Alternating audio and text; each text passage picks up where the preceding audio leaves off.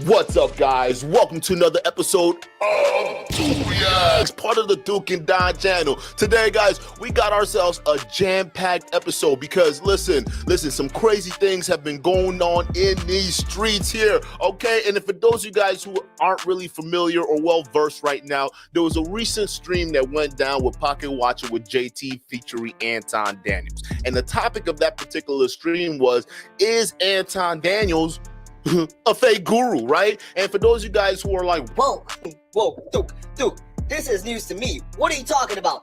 Is Anton Daniels a fake guru? Well, listen, we're probably gonna find out, okay? We don't know the answer yet, but we're gonna find out. But to understand the backstory of what went down, essentially, Pocket Watcher with JT had a live stream show that was essentially a smoke show. What went down was PBM, another content creator who's been kind of exposing a lot of guys in the manosphere, but his exposing style is a little bit, let's just say, intense, because he tends to go deep, and I mean deep, into people's personal shit. But he ends up going on to Pocket Watcher with JT stream and essentially saying, hey, Pocket, why aren't you talking? You're talking about fake gurus and scammers and stuff like that. Why aren't you talking about your buddy Kevin Samuels and Anton Daniels? And Pocket Watcher with JT was like, hey, listen, okay, you're talking about these guys being a fake guru, present the receipts. So these two individuals went back and forth on a particular live stream where PBM was trying to basically bring up receipts or make a case of why Kevin Samuels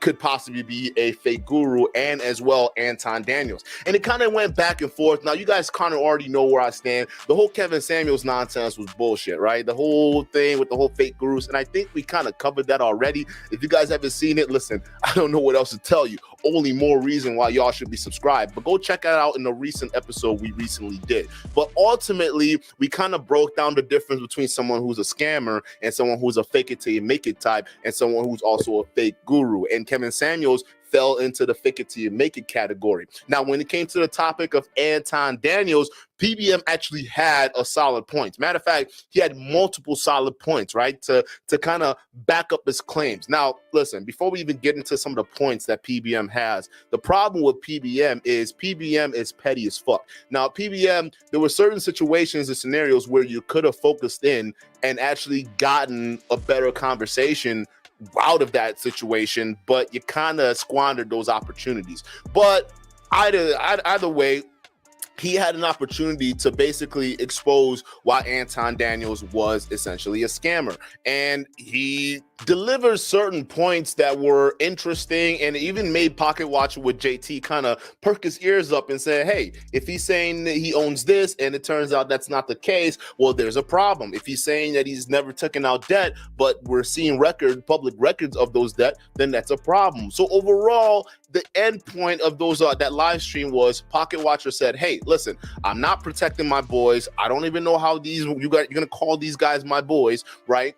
But if you have any sufficient proof, I'm gonna have a fake guru Friday or a smoke show Friday, and you can have your opportunity to come on stream and basically present your receipts in detail, in which PBM did, but kind of squandered that opportunity in disastrous fashion. Actually, it was so bad, it was actually kind of pointless. And PBM, if you're watching, listen, man, you gotta lay off the petty nonsense. And realistically, like I'm saying, like it seemed like you had an agenda for Pocket Watcher when you went on that live stream. I would just let's just cut it right here. It just seems like you had an agenda for Pocket Watcher, which doesn't make any sense, bro. Like, why are you coming after him? Like, he gave you the opportunity. It just doesn't make any sense. So the only thing I have to question is that you had this pre-planned. There's no way you drop the video that fast against a guy who is willing to let you up talking about his woman. Like, that's freaking crazy, man. And it just shows a little bit about your character that, you know, people should be aware of. And coupled with the fact that he let you on stream and you still provided nothing and chose to be petty instead, kind of discredited you. However, what we are going to do is cover the video that initially kind of started this whole thing off with Anton Daniels and how he basically, the receipts he basically brought in to that video. So that way, you know, we can kind of break down a little bit of backstory going into this. And to give PBM credit, those videos he did on Anton Daniels exposing him were actually well done. I just don't understand why he couldn't bring that same energy to both live streams he was on. However, all is not lost, because during that live stream of Pocket Watching with JT and Anton Daniels basically trying to explain his case, there was an unknown user, First Gen Corporation, that stepped up to the place in place of PBM and were asking the questions that PBM should have been asking. Essentially, he did PBM's job for him. Actually, on that particular stream, he targeted a lot about Anton Daniels. He targeted the discrepancies between his income and what he was making versus what he said his income and what he was making at that time. He also talked about his work history and how that does not also align with the earnings that he could potentially be having that he has claimed on YouTube in his previous jobs before he got to this space. So there was a lot of back and forth, a lot of interesting eyebrow-raising questions to be had, and we are gonna find out once and for all, is Anton Daniels a fake guru or a fake it till you make it coach? Okay, and listen, I know Pocket Watching with JT had his own scale of how he calculated that, and there were some things that I agree with the whole 1.5 or 1 rating. However, listen, over at Duke and Don, we're gonna have a different kind of rating scale. Okay, listen, it's gonna be a different kind of rating scale, all right? Because I had some questions, and Anton, realistically, Anton, bro, I'm gonna tell you this. I'm gonna tell you, you should have taken your own advice and not branched out. Yeah, I said it. I fucking said it, dog. Listen, you should have taken your own advice and not branch out to any other platform but your own, because you were not prepared. An unknown user, someone who probably doesn't even have a real YouTube account, that challenged you and asked the questions that you couldn't answer. Listen, bro, like any businessman knows, those are simple, basic questions that you can easily connect to the dots. But all I can say is, bro, this right here, coming out and doing this interview with Pocket Watching with JT, knowing fully well what you knew, right? This was not a good look, because you did not do yourself any justice. You should have honestly just taken your own advice and just stuck with your own little community, you know, the guys that would buy into whatever the fuck you're selling. Because listen, after that interview, I came away with more questions than I did answers. And I'm gonna tell you this, I would have rocked with maybe majority of what it is that you presented as evidence on the stream. I mean, I would have rocked with it, not saying I would have fucked with it heavy, but I rock with it, I let it slide. But when you couldn't, or you refused to name or discuss your company, like just even naming your company, that's very interesting, bro. And it raises some eyebrows and some more questions than it did answers. And we're gonna attempt to kind of solve some of those answers on today's live stream. Yo guys, I'm not even gonna waste my time long stroking y'all with a monologue, because listen, what we're about to dive into today is going to be a lot. So if you're not already subscribed to the Duke and Don channel, I don't know what to tell you, okay? Because we give you up-to-date information on what's going on in these here streets, okay? Because we got our ears to these here streets. So go ahead and hit that like button, okay? Go ahead and hit that subscribe button and that bell notification at the top, so YouTube lets you know whenever we in these here streets. Without further ado, let's go ahead and get to the video. Whew. All right, y'all ready? Y'all ready for this? Because it's about to get crazy. So the first video we're gonna cover is the exposed video or exposed series that PBM did on Anton Daniels. We're gonna go ahead and cover that because, like I said, I think PBM did solid work on that particular video. He exposed certain contradictions that Anton Daniels basically stated in his YouTube channels, and also certain financial hypocrisies that didn't line up with what he was saying, right? When he said that he didn't take out a lot of debt, turns out that he found proof you did have a lot of debt in terms of credit cards, auto loans, things like that, right? So he did catch Anton in some solid lies, and it gave credence to Anton's fake it till you make it kind of leaning, essentially, right? So when it covers some of those videos, like I said, we're going to break all of that down and judge it to scrutiny, because guys, all right, in this episode, you guys got to be involved. Every single one of you guys right now in the chat are willing participants, and you guys are judges, okay? You guys are all judges because, let's face it, we all share subscribers. It is what it is. Maybe not from Anton Daniels, but, from around the manosphere space, so we're all familiar with Anton Daniels.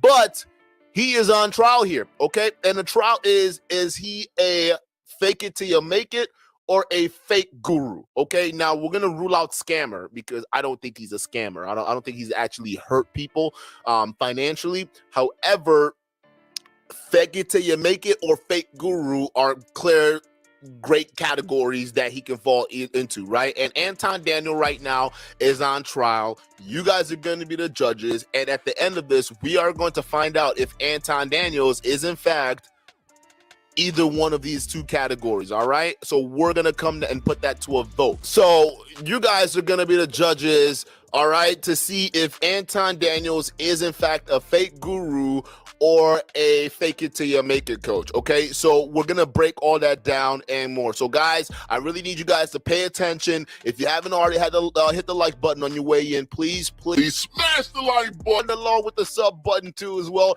and that bell notification at the top so YouTube lets you know whenever we in these streets. Okay, no, but seriously, let's go get the likes up, because I'd like to do a call-in show after this if you guys want, but we need at least a minimum of 100 likes threshold to make that happen. All right, so let's go ahead and hit the like button while we get this whole video set up.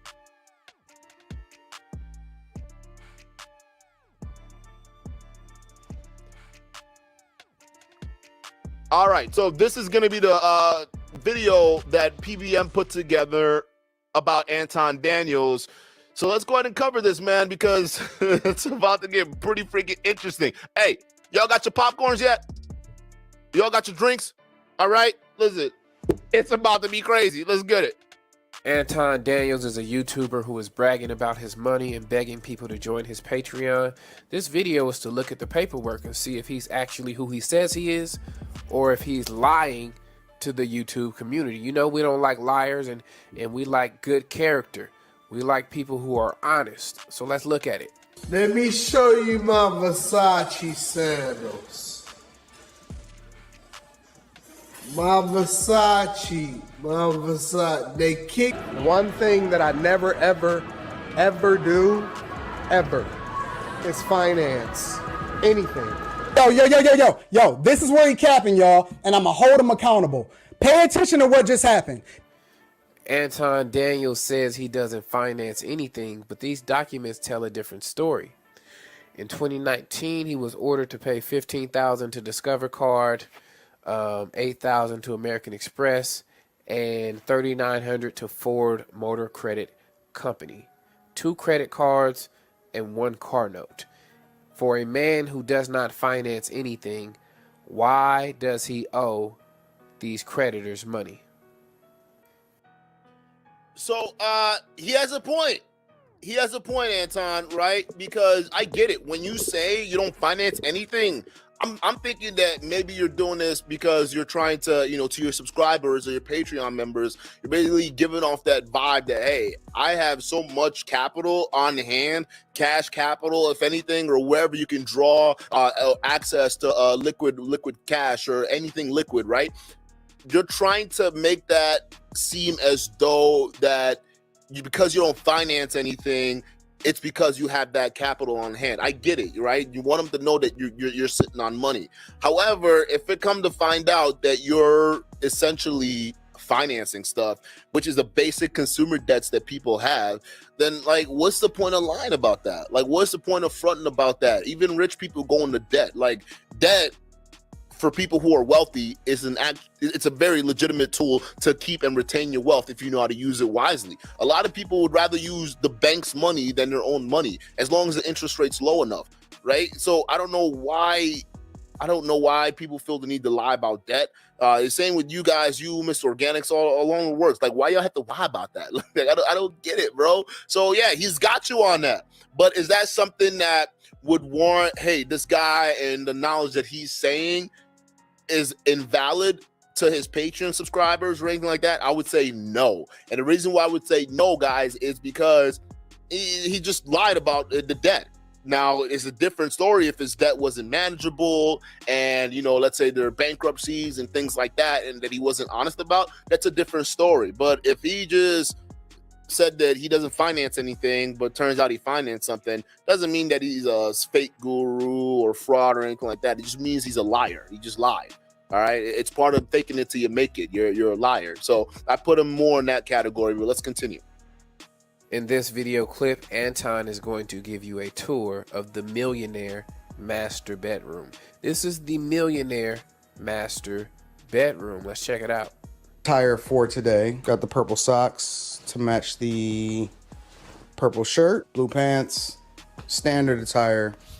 Nothing out of the ordinary. Just a couple of the things that I carry with me. I keep 2 cell phones. I run 4 numbers in between it. A little bit of cash or whatever, about 2,000 on me. I don't usually take this. And so he has no nerve calling anybody dusty, bragging about his money, because this master suite is looking dusty. Wait, well, hold on. Come on now. Come on, Anton. And first of all, first things first, has Anton Daniels ever said that was a millionaire master suite? Okay? I need to know right now. Anybody in the chat that has listened or whatever, has he ever called that a millionaire master suite? Because if he has, okay, there's a different issue. There's a whole different issue in general. But if he hasn't, then this is just more petty nonsense, okay? So let's make sure that's verified. But hypothetically speaking, okay, and this is just opinion now, if this is true, and you calling that a master bedroom, bro, a master suite, hey, nigga, I'm gonna just tell you this, my bedroom bigger than that. And I live in an average household. Like, my shit's average as fuck. I'm great value. And my shit's bigger than that. Like, my bedroom's bigger than that. So I don't know. I got 3 cell phones. So I guess, I mean, I'm not seeing signs, okay, that is indicative of someone who's a millionaire. All right, I'm just not seeing those signs, right? If anything, I'm seeing signs of someone who's kind of like me, right? Maybe like, you know, upper mid to high income earning, you know, not in the millionaire status, but we're working our way up, right? But if that's what I'm talking about, if that's what you're putting together, I don't know, bro. I'm not buying it. I'm just not buying it. What do you guys think? Does that look like a millionaire master suite? Put a 1 in the chat if this looks like a millionaire master suite. I wouldn't know. But if Anton did not say that was, then I don't know why PBM is making this point. I think it's just to be petty, but let's continue. I'm sorry. It is. This is what my budget is for the week. I don't know if you can even see that. See the subtotal? Hold up, let me take a look. What is he? So subtotal, you paid $2,000 in taxes. What is it? What deposit did you put down? Hang on. The taxes that I spent. So 38,473. So $38,000. Okay, you spent $38,000. Let's continue. Let's see where he's getting at here, fellas. This is my real life, bro. This is my receipt from the jewelry store. Nigga, this needs to stop. This is the Anton. This is the problem, bruh. That's the problem. Like, this is the problem. Who fucking cares about a $38,000 receipt from a jewelry store? That does not seem financially sound to buy a $38,000 jewelry. Do you know how much income you need to be making to buy that kind of jewelry and still be good? You need to be at least in like the 10 to 20 million category for that to not even make a dent. $100,000 worth of jewelry, you got to be in the $30 million. So unless you're saying you're a multi-millionaire and it's verified, this is the same bullshit we're talking about, because people watch this and then they look at everything else around it and there's some incongruencies, bruh. You see what I'm saying? You can't claim to be spending like a millionaire while looking average. That's the problem. That really is the problem, Anton. But let's continue. Now, he just showed you a receipt for $38,000 and he says that's his weekly budget, $38,000. He says that's his piss. Weekly.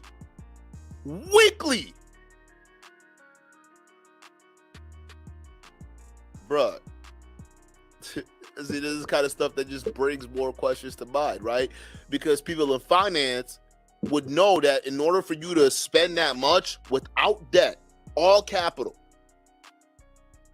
your net worth has to be either really high to be able to afford that, or you're just recklessly spending and not thinking about tomorrow. Dude. It's money, but in this next video, he's going to talk about not being able to afford to sit courtside at a Detroit Pistons game. FYI, it only costs $1,700 for a courtside seat at a Pistons game. If you buy season tickets, it is $1,700 a game. That's not a lot of money. Let's listen. JR, you always want to upgrade. So it's like I'm not going to be satisfied till I'm sitting center court for the whole season. Hey, how you doing? Now in this next... Nigga, I could buy that. I could buy multiple of those. I mean, I'll never go to a basketball game, but that's affordable. Again, when you say millionaire, but you live in average, or you talking average. You see what I'm saying? This is the incongruencies we're talking about here, bruh. Like, oh my goodness, this is getting crazy. This clip, we're going to hear him talk about his profitable restaurant, the restaurant that closed after only 2 years in business. He says it was profitable, but I have paperwork that says otherwise. Check it out. Really, really fun ride. I enjoyed it. I learned a lot. You know, I got the type of education that you can't get, and I was profitable. You know, a lot of people can't say that they was profitable. And the reason why is because restaurants are basically a black hole for money. That's where it is. Like it's just a black hole. They don't, the margins are so small, it's criminal, right? So most restaurants don't be making money like that. It's all tight-fisted, man. So I mean, we got to see the receipts if you said that you were profitable, right? But if you say you're profitable, but you're closing down, why are you closing down? I mean, were you profitable and then at this point in time right now you weren't profitable? I don't get it. If not, what happened to the profits? Did they get reinvested back into the restaurant? Like, there's so many questions, Anton.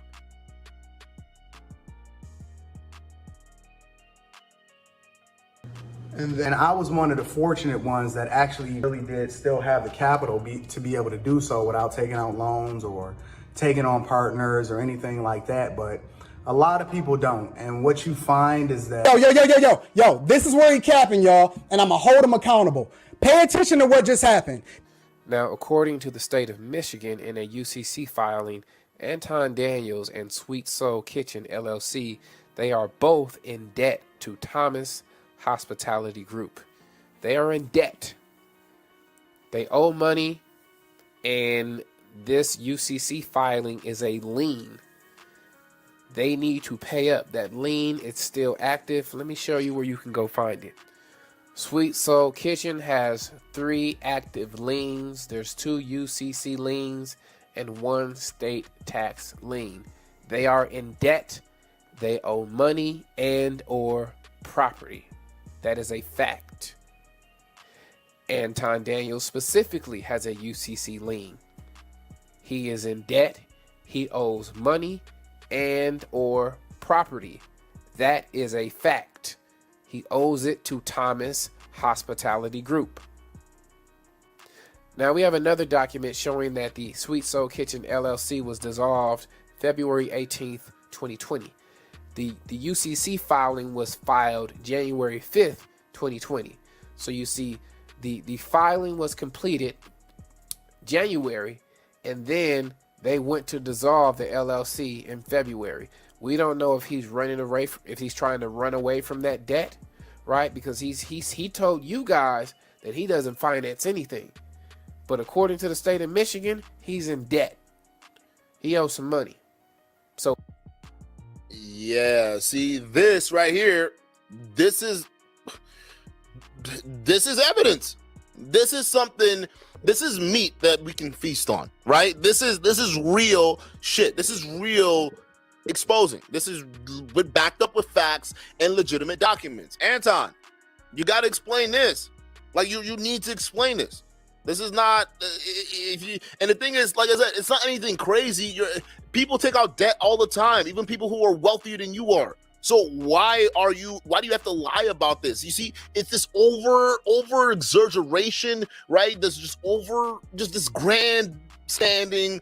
It's horrible, dude. You gotta chill, dial it back. Your egoism and your pride is getting you in trouble, right? You saying things to sound better than the average man is in fact exposing more and more that you're average. Like, you're just average, bro. That's just what it is. There's nothing wrong with that. So just talk about it.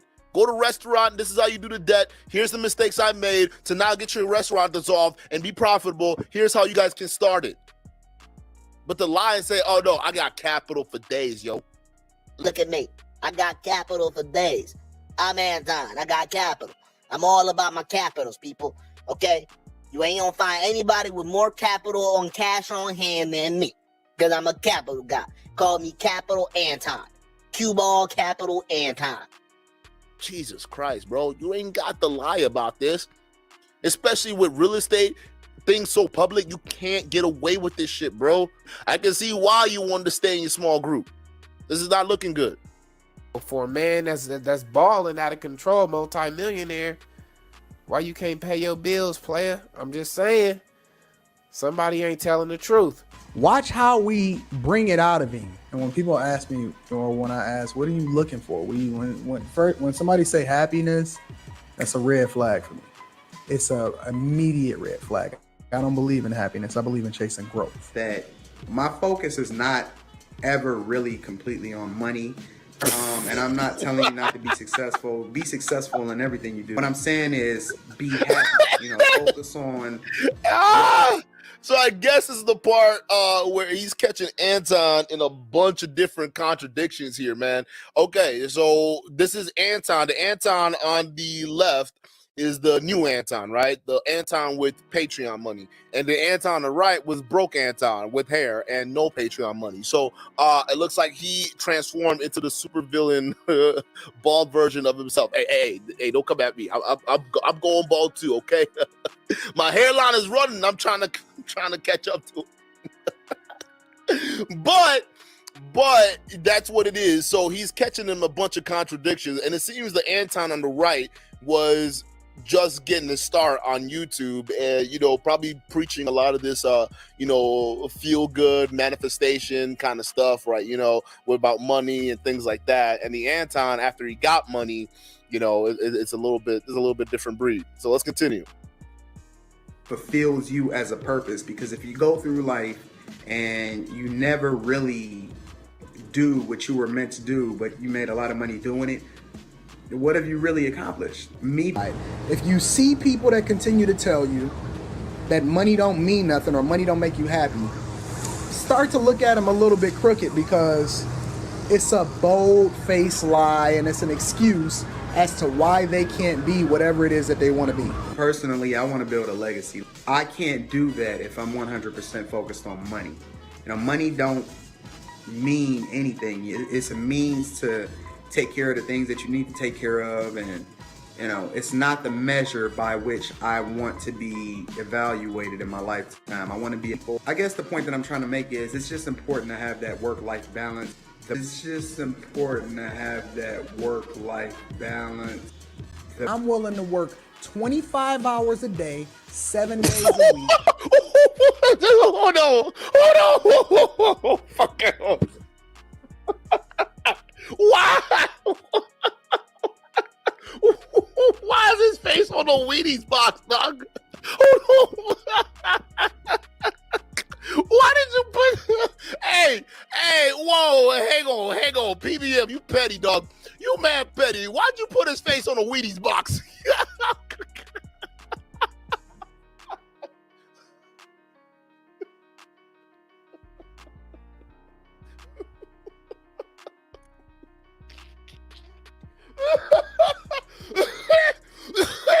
Fuck! Oh my God! Why'd you? Oh, you mad petty for this? Why'd you put his face on a Wheaties box, bro? Oh my God, this nigga has his face on. Hey, Anton, this nigga wants to smoke for real, bro. He got your face on the Wheaties box. The breakfast of champions. Oh fuck.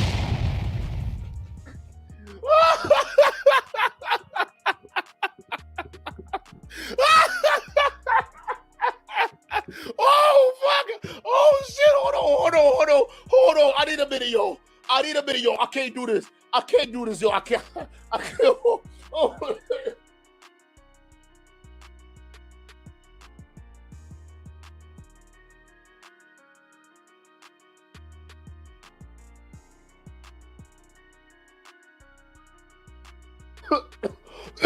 Fuck. Oh my God. Oh my God. Hey.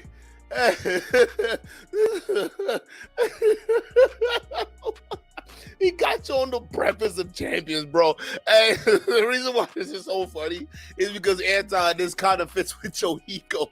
I'm done. Let's continue, dog. I'm sorry. I'm so sorry, y'all. Just to beat you. People always comparing themselves or trying to be something that they're not, or You will never catch me. You will never be better than me. And I'm going to make sure of it because money is going to come with it. I promise. The success.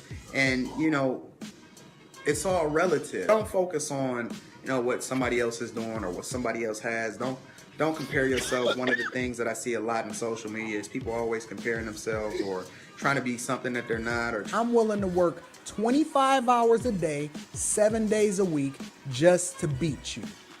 It's just important to have that work-life balance. And I just want to end this by responding to a comment that one of his subscribers posted. One of his subscribers said, if Anton is a fake millionaire, then show me how I can have a Taycan as a fake millionaire. A Taycan is a Porsche, so I'll show you how you can have a Taycan and not be a millionaire. The base model Taycan is $82,000. Anton has the base model because he said it himself. So I just got the regular Taycan or whatever like that, and then I just got the options. I got the... You don't need to be a millionaire to purchase an $80,000 car. And just pausing that real quick, that makes sense. And this is how easy it is for y'all to get fooled, man. Just because somebody is driving around a nice car, you know, they're wearing nice jewelry, they're doing all this stuff, does not mean they're wealthy. Remember, like, literally, I think there was a meme I saw where they were talking about how, like, people who dress, like, with designer clothes, jewelry, all these different things are actually broke. Like, the rich people don't spend their money like that, because rich people don't spend their money trying to look rich. All right. If anything, they don't spend money on that at all. Right. Poor people do. That's why they stay broke. You see what I'm saying? Rich people don't spend their money trying to look rich. They actually look average or poor. And poor people spend their money trying to look rich. That keeps them poor. Y'all got to stop this. It is the keeping up with the Joneses, man. Like, this is what's rapid, toxic consumerism is what's getting a lot of people in trouble right now with debt. Just keep in mind. So the next video we're going to go into is the live stream that Pocket Watcher with JT did and Anton Daniels. Now, this is actually after PBM came up and made an absolute fool out of himself. And this is why we had to kind of give him a little bit of justice, because he did a great job in those exposed videos that he did, but you represented yourself poorly on those streams. And I hope you know that. You were representing yourself poorly, and you were incredibly petty for, dropping an exposed video on Pocket Watcher after he agreed to help you out. Like, he didn't have to do what he did, but he did it, and you dropped a video on him. This is where I'm talking about integrity, bro. It almost seems like you went at this with a freaking agenda. You probably already had a video of Pocket Watcher with JT already made out, because you assume that he's part of a group or he's in league with Anton Daniels and the likes of Kevin Samuels, okay? And I understand that, but that's not how that is. No one's protecting anybody. You just have to have serious proof. You know how many DMs I get of people trying to say, oh, this guy just got exposed for doing this, X, Y, and Z. And I go check it out, and you look at it, and it's just like either something petty that they said or minor contradictions that they've had, right? And it's like, yo, this isn't newsworthy. I'm just making a video for what? So you have to choose your battles wisely. The ones with Anton that actually has meat to it. The stuff you're lobbying against Kevin Samuels, even the stuff you're talking about with Pocket Watcher with JT, they're not. They're just petty jabs. I mean, it had nothing to do with anything. It's just minor contradictions that he has said. That's it. At some point, we've all contradicted ourselves. I've contradicted myself. I've had videos where I've contradicted myself, and y'all have let me know that, and I accept it. So we can't use that and then use that to justify somebody as a fake guru or fake or being in league with somebody else. But The one thing I would have to say is, you know, this dude that's about to come on, out of any other caller, gave Anton Daniels serious work. Let's continue. Anton, I find you entertaining. However, you know, there's some serious questions people have. The first thing is that you're using sign language to people who have valid questions. Bragging about who has a larger stack is childish. Wait. What was the question? Bragging about who has a larger stack is childish. You're not answering with logic. You're using childish rhetoric against people who have questions about your so-called rise to success. Can we pull up his LinkedIn profile? And then, Anton, you say W-2 is greater than your business success, and that's how you got your multi-millions. Yet you use the latter to boast about yourself as an authority figure on the internet. So it seems to be contradicting when you said it. So he's saying that his W-2 jobs made, because Anton has said that his W-2 jobs, being a VP of multiple banks or whatever it was, made him a millionaire before he got into the space of YouTube. But then also says when he talks about, you know, when he justifies his wealth, he always falls back on his Patreon numbers and his YouTube subscribers and his view counts. So it's a bit of a contradiction there, because you're not pointing to anything in the real world that has actually landed you massive success in terms of wealth that we can check. But when you do have examples of it, you point to your Patreon. So they're just contradictions. Let's continue. W-2 was the primary vehicle to how you have your multi-millions. But yet, on the internet, you talk primarily about your past successful business experience when you're selling yourself out there. Things could be true at the same time. Yeah, so can we pull your LinkedIn profile? The certificates that you shown earlier in the video, goes to community college. So you didn't get a degree till 2016. And I find it hard to say that you had significant W-2 success in order to make yourself a multi-millionaire. How haven't I?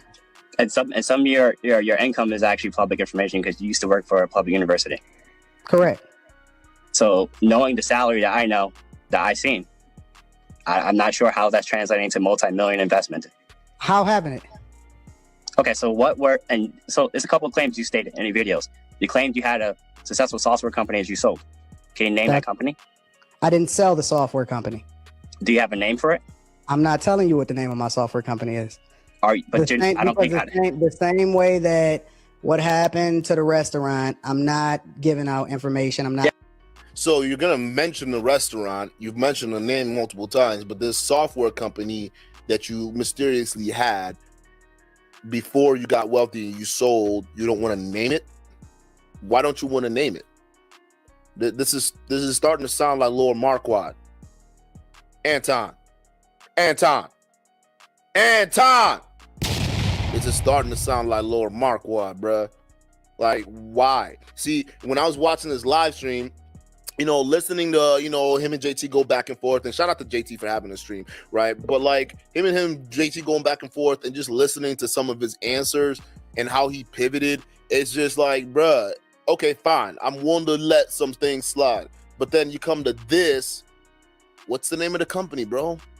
What you trying to hide, Anton? What you trying to hide? Could it be that the software company or web development company, could it be that it wasn't really, it was nothing more than just you being a freelance website builder, hiring guys on Fiverr-like applications to do the work for you, right? And if that's so, okay, fine. But what's the name of the company? And was it an actual software that you developed? And if so, just like I asked Lord Marquardt, I want to see them source codes. If you're not going to, I want to see them source codes, bruh. Just like we do with Lord Marquardt, I want to see them source codes. If it's your software company, your web development company, and this was all done through an application that you designed, I want to see the source codes. Otherwise, I don't want to hear anything of it. The same thing I said with Lord Marquardt, because Lord Marquardt cannot say shit like anything else, because unless he's answered those questions, right, which we haven't gotten answers to, unless he answers those questions, he has no legitimacy in this space. And you can tell. Answer those questions. Like, what are y'all trying to hide? Well, let's continue, because this is very interesting, bro. This was the point right there that they lost me. And this was like almost 2.5 hours into the live stream. I was rocking with everything else until he said he refused to name it. And I was like, okay, well, there goes that. That's it. That's like literally for anyone else who's rational, that's all the answer you need. That's all the answer you need. We don't even need to go far further. But let's continue. I mean, the only thing I could find about you was your restaurant. I didn't see any. I didn't see any information about your software company online, and this should be public information. The restaurant information is public, so I saw the UCC file. And pay attention to how Anton doesn't even like fight it. He's like, oh, that's fair, that's fine. What do you mean that's fair, that's fine? This guy's literally saying that you're a liar, and you're saying that's fair, that's fine. Like, the reason why you're probably saying that is because you genuinely don't have a response to it. Like, this point right here, I think everyone, even guys on the panel, right? Everyone knew, even guys in the chat, everyone that was watching this knew at that point that you were had. It's over. Like, that's fair. You couldn't come out with a certain rebuttal out of that. I would at least had a couple links to direct them to, right? Especially if it's on the scale that you're saying it was on the scale. At least Lord Marquardt had links. He put all that stuff together. It was a real company. It was just a fake. The outcomes and everything itself was fake. Like the way he cobbled it together. But if you looked at it, there was real products there. It just wasn't his. Yours, it's almost looking like there was nothing there. There's nothing, no marketing, no magazines, no paperwork, and you won't even name it. There's a problem.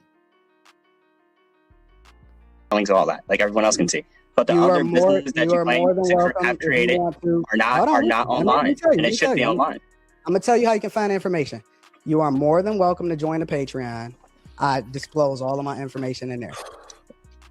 So now you're gonna be like a bro Tomasi. You don't pull a roll Tomasi on us, huh? Yeah, you got. You obviously haven't watched my Patreon. Go watch my Patreon. Go pay me to go ahead and get your questions answered. Pay me to ask me why I wouldn't tell you my company name. This is Fresh and Fit 101, right? Pay me to tell you what happened. That's essentially what it is, bro. Like, that's lots of red flags, brother. Lots of red flags, man. You honestly shouldn't have done this show. You should have not done this show, Anton. You should have not. Just from now on, stay in your pocket. Like, stay in your pocket. Don't fuck with nobody else. Just stay in your pocket, right? Because this is not if you want to branch out, you need a legitimate answer for any of this shit. All of these questions here, you're gonna need an answer for it, because anytime you try to expand, this ghost is gonna haunt you. You see, it's like a sales funnel, right? Like, it's this cult of authority. Anton, you're not answering the question.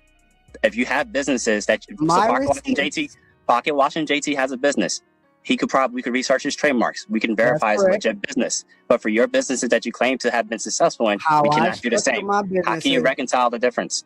How I've structured my businesses, I structured it to where I don't have to worry about people coming after me, because the one mistake that I made is that I used my real name on the internet. And I've learned that I think you're capping the business, man, because let me answer your question. I'm talking. Yeah, another thing with this dude, like, listen, I respect the questions, but give him a chance to answer it, bro. Like, I get it, bro. You ready to, all right, but you gotta give a brother a chance to answer your question now. Let's let it breathe, all right? You got him on the ropes. You just gotta let it breathe for a second, okay? You gotta let me answer your question. Let him answer. We're gonna give you time, but you gotta let him answer. Let me answer your question. The one thing that I've learned is that a lot of the business that's tied to me personally rises and falls off of whether or not people like me. And that's one thing that I've learned from the restaurant, that I've learned to move a little bit differently going forward. I don't want any business or anybody suffering as a result of it being directly tied to me. So I no longer make that available for you guys. What the fuck does that mean? That is a big nothing burger. What the fuck did you just say? You don't want people to be hurt by you based off of your name? What are you talking? Unless, listen. I don't know what the restaurant business taught you, but like, if you own that restaurant, you're responsible no matter what happens. Meaning, if one of your employees decide to wild out and slap a customer, guess what? You're responsible for that, and they're gonna be hurt, or whatever it is. The customer, all that stuff, that's gonna affect you. So either way, whatever leadership position you're gonna take in life, the responsibility will fall on you. You saying this, well, I've learned my lesson, and I'm not going to allow anyone close to me to get hurt because of me. That makes no sense. That's you're saying a whole lot of nothing. That's what that is. Very modest, just about 5-6 years ago. So what super successful business that you claim to have created within the last 10 years or so that propelled you to multi-million success? Because if you go 10 years after, you have a W-2 job, right? That's for Black men. That's legit everything. Right now, yes, but none of these roles. I know, but none of these roles on your LinkedIn profile, right? Prior to VP, you say you had multiple VP experiences, right?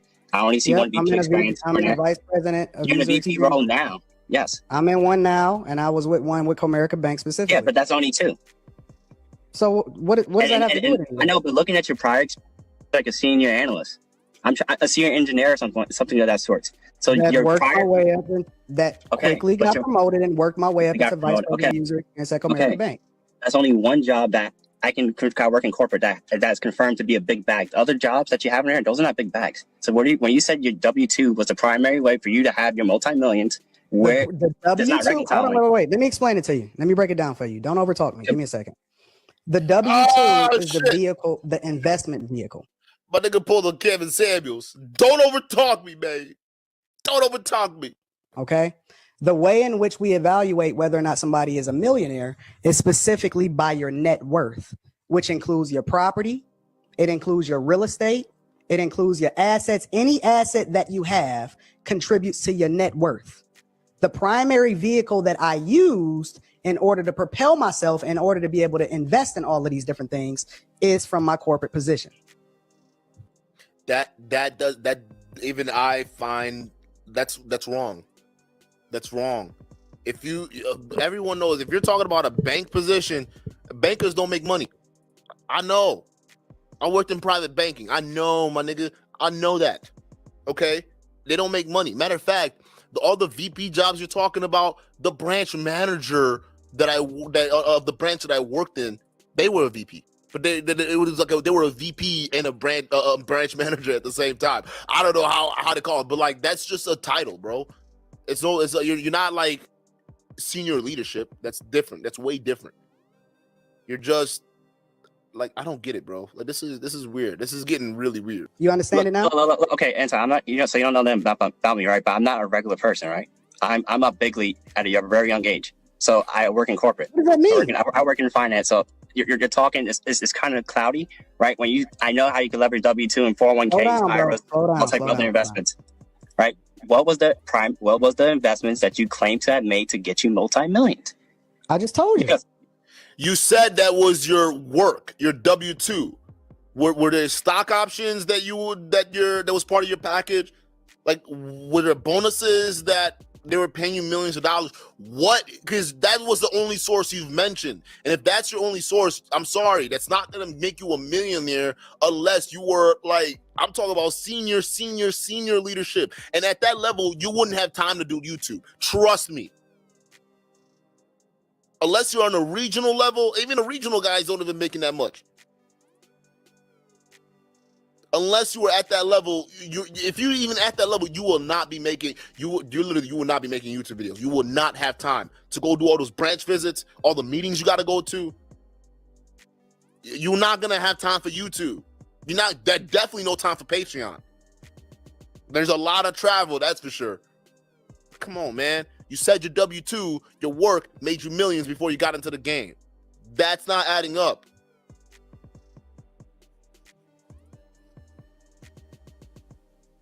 Okay, but it's like, okay, real estate. Hold on, wait. I'll give you another thing because I don't want this to be really, really drawn out.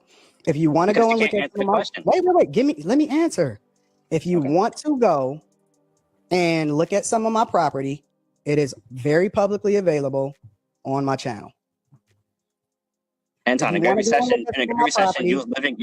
Why don't you just tell them though? Like at least list off a few, man. If you have properties, just list them out.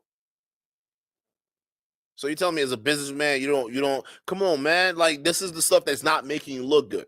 By just saying, oh, Just go check it out. I have it all there. That's like saying that you have evidence, but not really.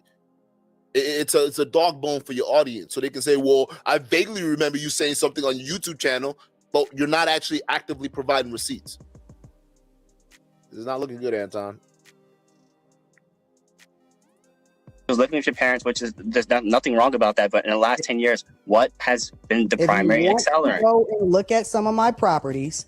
It is available on YouTube, and if you want to find out some of my businesses specifically, you are more than welcome to join the Patreon. So you're saying the last 10 years you went from 0 to multimillionaire?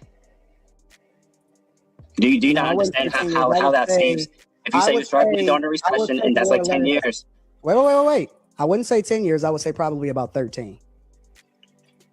13 years. Okay. Do you not understand why people have, some can poke some holes in your story that you're selling? They're more than welcome to, but then you can. That's an even bigger hole, bro. If you're saying 13 years, come on, man. You literally, Anton. This is the same listening problem that you had when you were having a conversation with the lead attorney and pocket watching with JT. You need to start listening to what he's saying. You just extending back to 13 years. It still doesn't add up to multi-millions. There's a big gap there. What was that vehicle that sput out so much freaking cash that skyrocketed you to the multi-million-dollar status? You can't tell me within freaking 3. That's not how that works, especially in a corporate level job.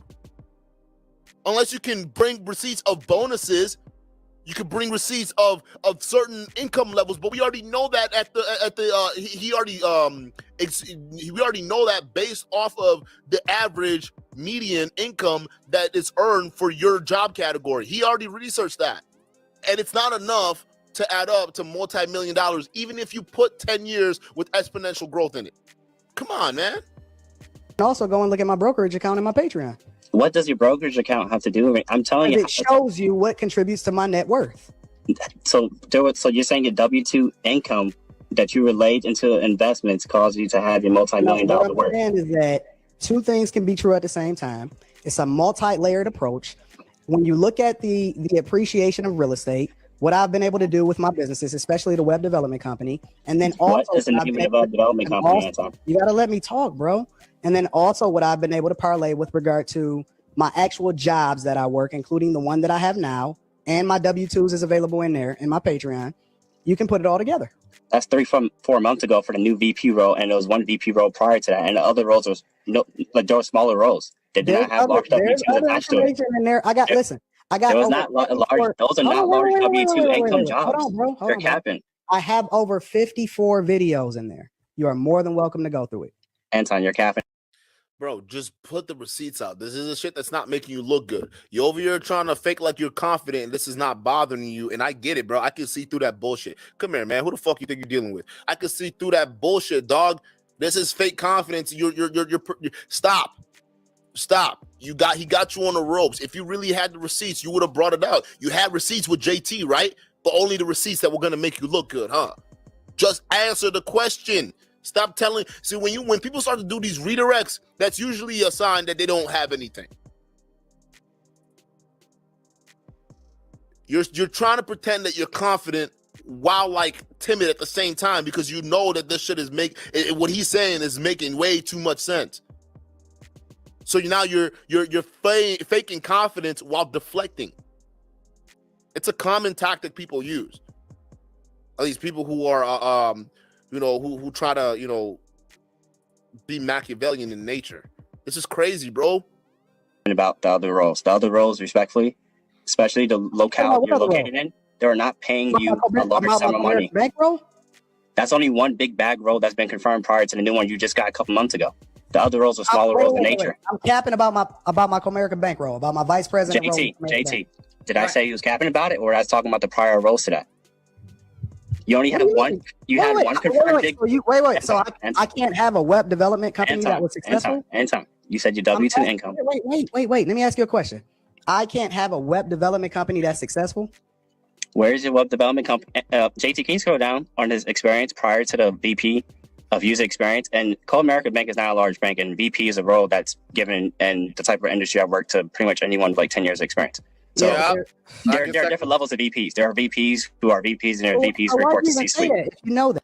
No, he's actually got a point. Like I said, when I worked in banking, I worked for U.S. Bank. Like it was just my bank. I was a banker, and like the branch that I worked in, it was a small branch, and we had a financial advisor, we have a private banker, we had a personal banker, we had a bunch of tellers, a branch manager who was also the VP. She was named a VP, but she was a branch manager. And I think the reason why they put her as a VP is because she managed our branch and 2 other branches, but they were all in Madison. They were all in Madison. They were all like within, like, I mean, one of them was in a different city, but she managed 3 branches, and she had the VP role. So VP is just a title that's being tossed out there. It's not like a high level thing. Like he's saying, there are levels to that. Like if you get to the regional level, right? Not even at the district level. She wasn't a district manager at all, because they had a district manager above her that was also named, had the VP title, which was interesting, right? But he had like he had a larger region that he managed. When you get to the regional management level, the CFO level, the CIO level, the CEO level, right? That's when you start getting into like the VP chairman, the VP president of, whatever finance, department or area. Like that's where shit gets to be legitimate. Okay. But all of this is just titles, man. Because I'm trying to see if you're capping. So if you go to project management, right, that's the senior level role. They're not paying the big bags. Star Tech Solutions, that's not a widely known name.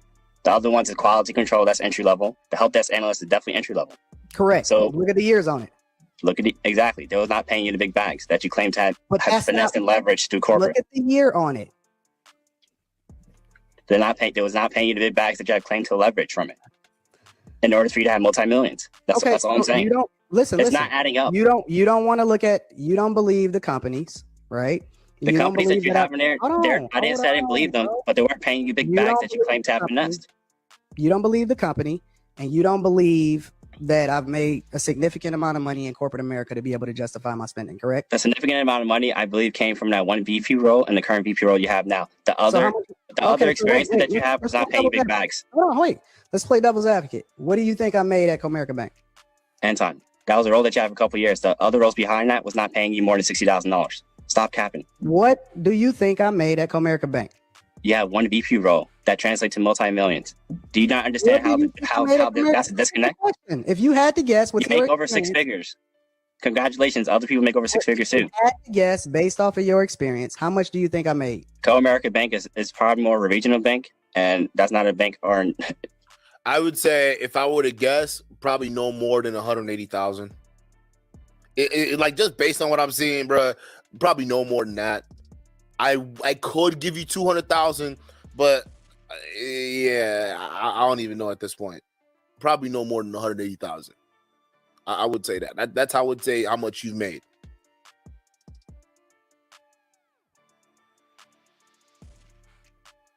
The radar of a lot of people, right? I would say 6 figures.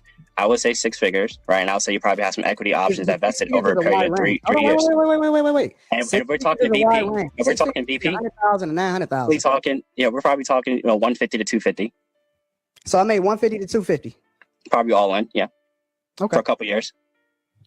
What is it? I'm not capping that number. The other role is less than $60,000. See, that's the shit that makes you look bad, Anton. You didn't even fight it. So what do you make? Is it between 150 and 200? Because then I'd be right. And I think deep down that's what it is. You're not a millionaire, bro. You a thousandaire. Welcome to the average club, bro. We not the same, bro. You and I. I just don't dress like I have shit. Like, what the fuck, bro? You just average. If that's what it is, you just average, bro. Nothing wrong with that. Shit, I'm average. I mean, shit. We cool. We listen. There's nothing wrong being at the level we're at. We just chilling. But like, to claim that you multi-million, come on, man. If I started doing the same thing you're doing at that level, I'd go broke pretty fucking fast. Matter of fact, I can see why people would need something like YouTube or Patreon to keep that going. Like, come on, dog. You average. So what are we talking about? You just don't know. The other roles are less than $60,000. Okay. So you're saying you leverage less than $60,000 with a family and kid. and took a W-2 and translated it to multi-millions. No one's You are more than welcome no to one's join going against what you have right now. It's just that wait. it's a You're bridge. more than welcome to join the Patreon. You're more than welcome to find out about the businesses, and it is what it is. And I'm more than welcome to show my bank accounts and my brokerage account. That's not what he. Just tell us what the business name is. Fuck your bank account or brokerage account. I don't need to look at your personal shit. I want to look at the evidence that you had before you came into YouTube, and that's what he's asking about. You're trying to take it off task because you can win on a bank account, right? You got your Patreon members every month. You could win on that. You can win on your brokerage account. You could win on those elements. But the one thing you're not winning on right now is the actual name of the company and the work you've done before you led up to this point. You're on YouTube. Why don't you prove that? Come on, Anton. Why don't you prove that? Listen, bro. Like I said, this interview brought up more questions than it did answers. Let's continue. And no one's capping about. I can pull up my brokerage accounts too. No one's capping about your brokerage. No, wait. You don't even have to join the Patreon and look at the bank accounts. That's available on the internet too. Anton, no one's saying that you don't have what you have now. It's a bridge. It's missing the bridge is missing. It's a large hole in the bridge. What you're saying is, because your history does not indicate someone who has multi-millions. Are you saying that I became a millionaire? Wait. Let me ask you a question here. Because you saying that nobody's saying that I don't have what I have, right? Anton. Is that what you saying? Anton, I can pull up brokerage accounts too. That's not what I don't get it. Ask you a question? Because I know it's more people in the back. Let me ask you a question. Did I get rich off YouTube? You got richer off of YouTube. I got richer off of YouTube. Yes. So you saying that I was rich before YouTube? Anton. No, he said you got rich off of YouTube. He didn't say you were richer. You got rich off of YouTube. Just like everybody else, including the Kevin Samuels of the world. They all got rich off of YouTube. You're not answering questions, Anton. You're deflecting big time. This is, and maybe to the people who are bought in, your little posse over there, right? They're bought in. They're not gonna question this shit. But like legitimate people who are just watching, I can't stomach this stuff, bro. It's just bad because I know you're bullshitting, and people who are listen. I rock with you, bro. But I can't rock with this, and that means that we can't rock with you. Then so be it. But I can't. There's no way you can justify this shit. You can't justify this. Like I can't be. We can't be doing this. You gotta be honest, bro. Like either be honest or just be humble. You gotta choose, bro. You at a crossroads. Otherwise, it's not gonna last long for you. This is just gonna get worse.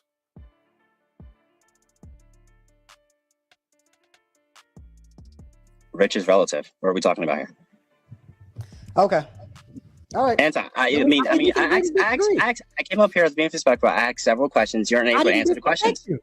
You're I didn't say you did. You're not listening. So you're listening to respond instead of listening to alignment. I'm asking just questions. You're not able to answer the question. That's typical with Anton. We covered that in the last episode with him and lead attorney and pocket watcher. He just listened to respond. And you know what? Even bringing that episode up now, I understand why you were so defensive, Anton. Because y'all remember what I said? I think he just came off so insecure about his business and money making and things like that. Why was he so insecure about that? And now I'm starting to really understand, just putting two and two together, this is what you were insecure about. I don't think you're really rich. Like, and I'm just this is a bold statement. No one else in the manosphere is gonna do it. Like, and I know for a fact no one else is gonna call you out on it. But you're not rich. It's okay. You're right in the same league with guys like us. It's cool. And you don't see me out here buying Porsches and shit. I got nice shit, but I'm not gonna sit here and flash stuff around people. Like you average, bro. Like you're not a millionaire. All this different stuff you're buying, all these different trips. Like it's just but this goes to show how easy it is to put up a front online. This just goes to show you how easy it is for people to do that. This is crazy, dog.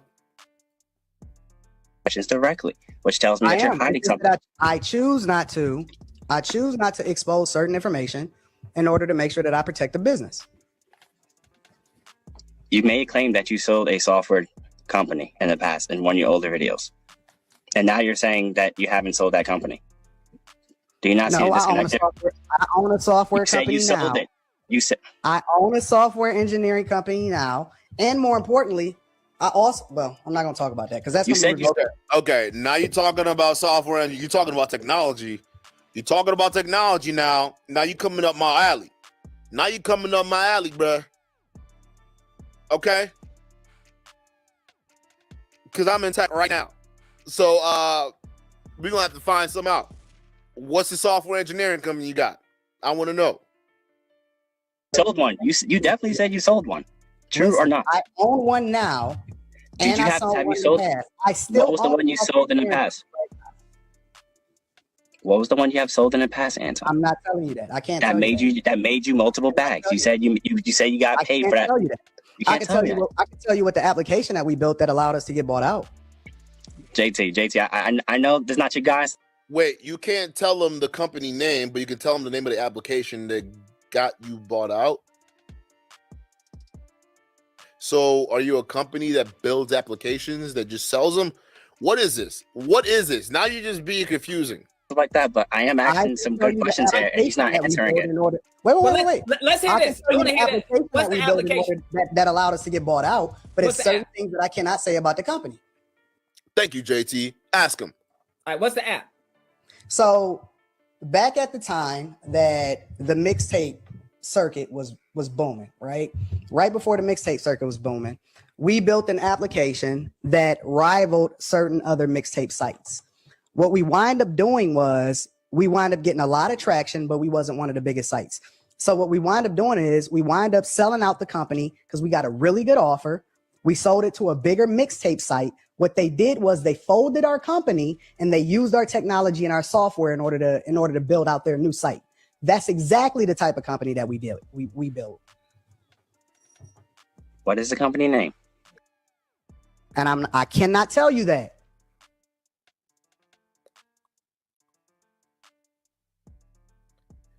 You lying, dude.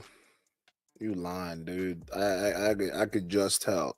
I could just tell, bro. Like what the concept he explained, I can see that being plausible, and it's a normal thing for companies to buy out other companies and completely gut it, and then take certain things and incorporate into theirs. Facebook did it with Snapchat. Facebook didn't really actually buy out Snapchat, but it stole a lot of their features and things like that. But you'll notice Amazon is notorious for actually doing more of this, but you can still trace back and see what the company was prior to it being sold. That's all public information.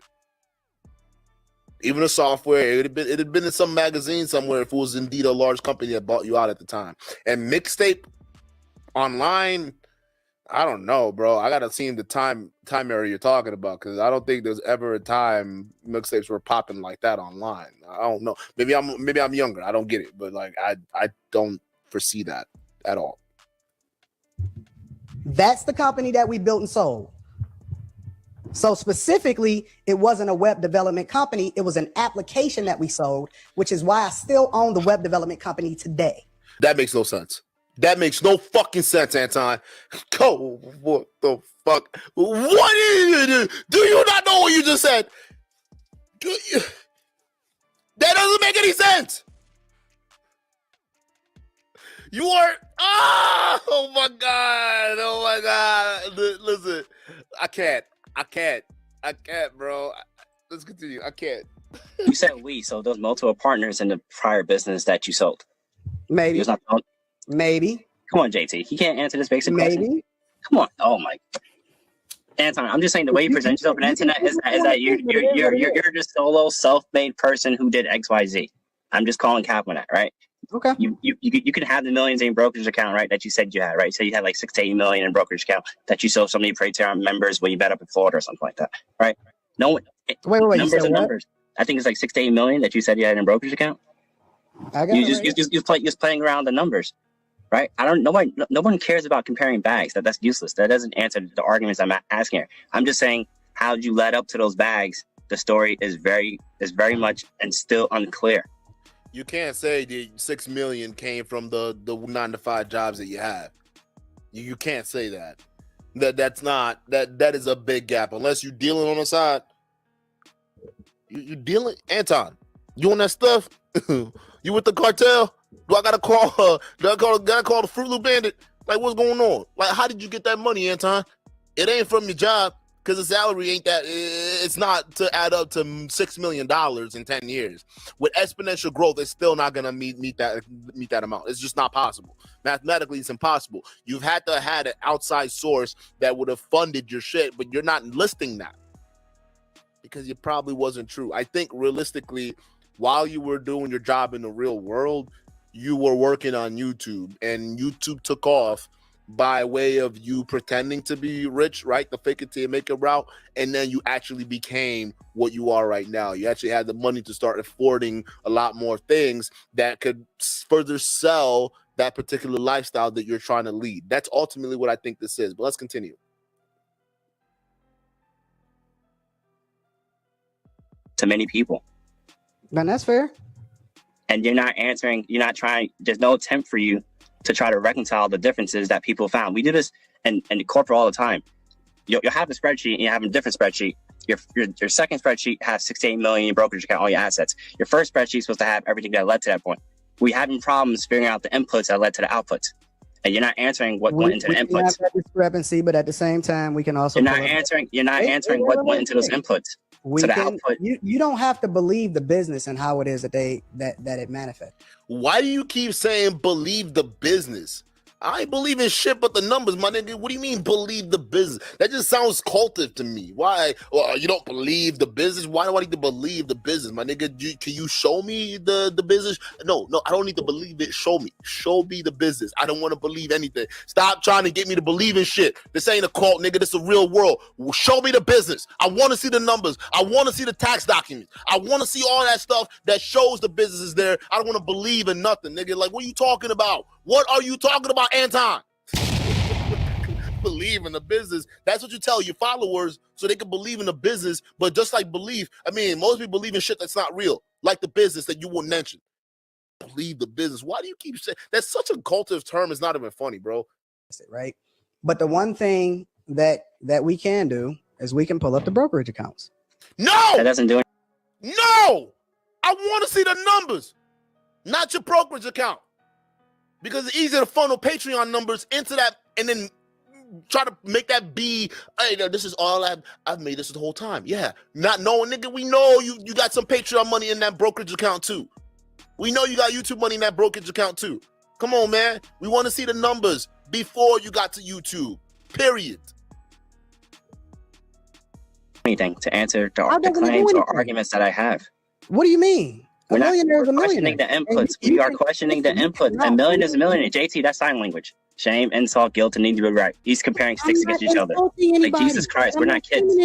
We're adults. We're all black men on this panel. We're all established professionals. I'm not shaming or insulting anybody. Like, all right, just pull up brokerage accounts. What does that do, Anton? Does that make the claims any more valid against the things I'm telling you? I'm telling you the inputs do not equal the outputs, and you're unwilling, and you have not been clear in the inputs that went to the outputs. And what's funny is, like, you're talking about bringing up brokerage account. That's also personal information too, as well. So you're willing to divulge this personal information, but a simple information such as the name of your business, you wouldn't mention.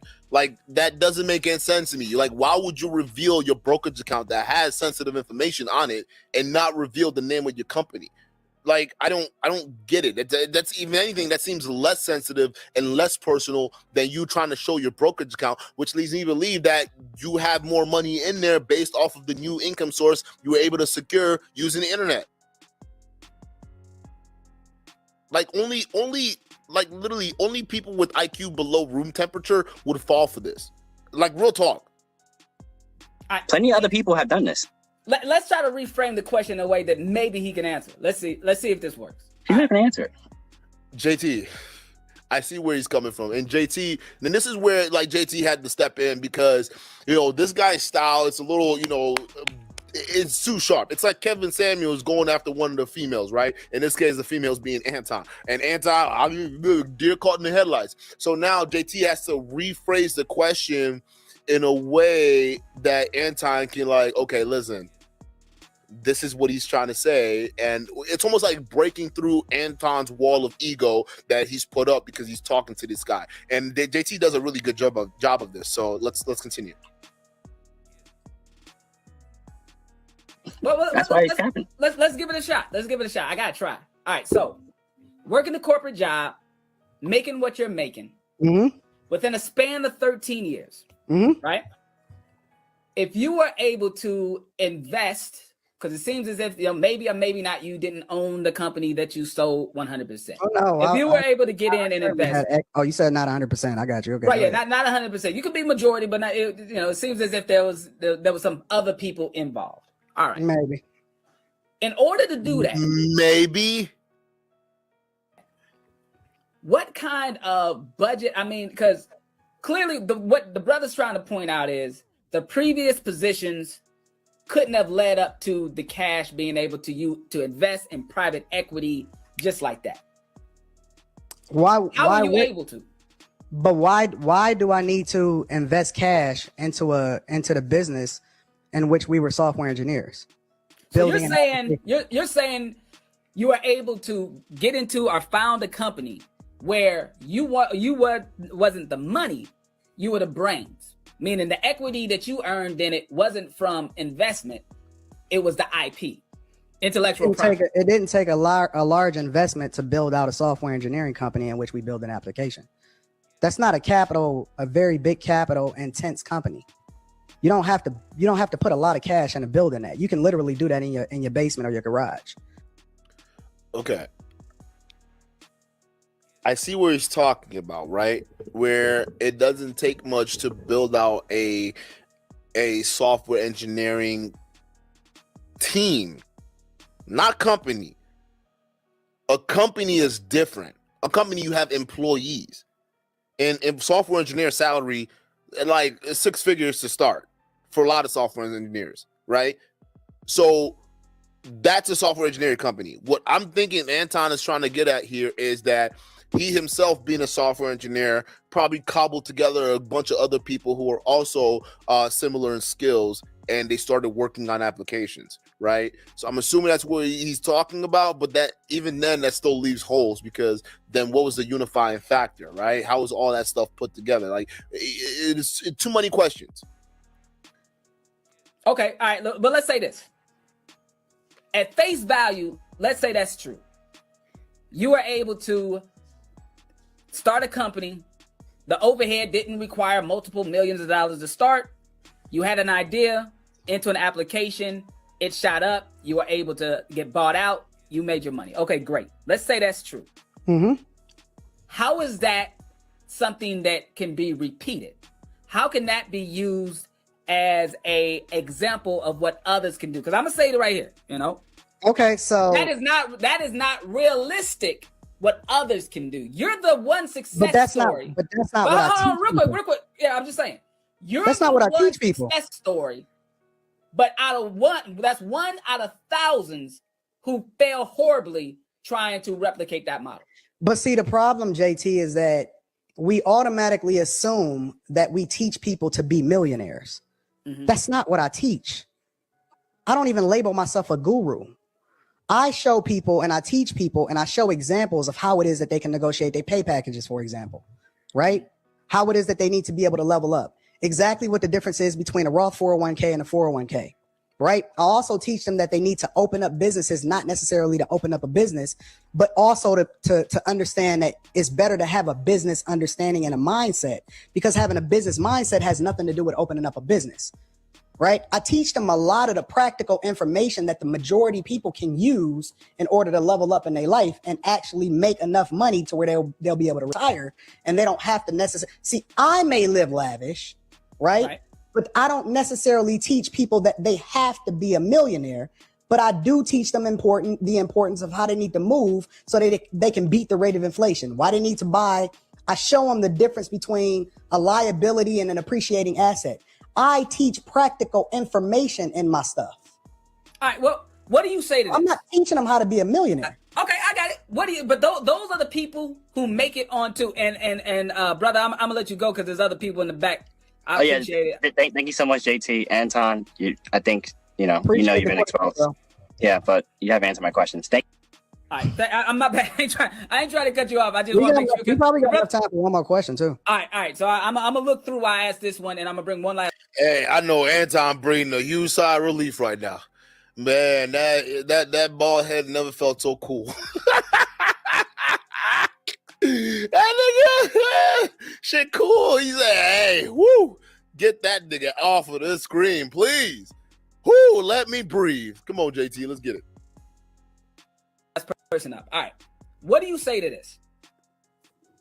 I'm going to take at face value because I'm not in your Patreon. I was there for 2 hours answering questions, and obviously most people know my outlook on finance, and I answered it the way that you know that I answered it. But I'm not there all the time. But I'm just taking it on faith that you teach people the way you just said, right? You live lavish, right? But you don't teach them to live lavish. Okay, that's great. I'm going to take that at face value. I'll teach them to stay down for 10 years and then they can do what they want to do afterwards. Perfect. But what do you say to this?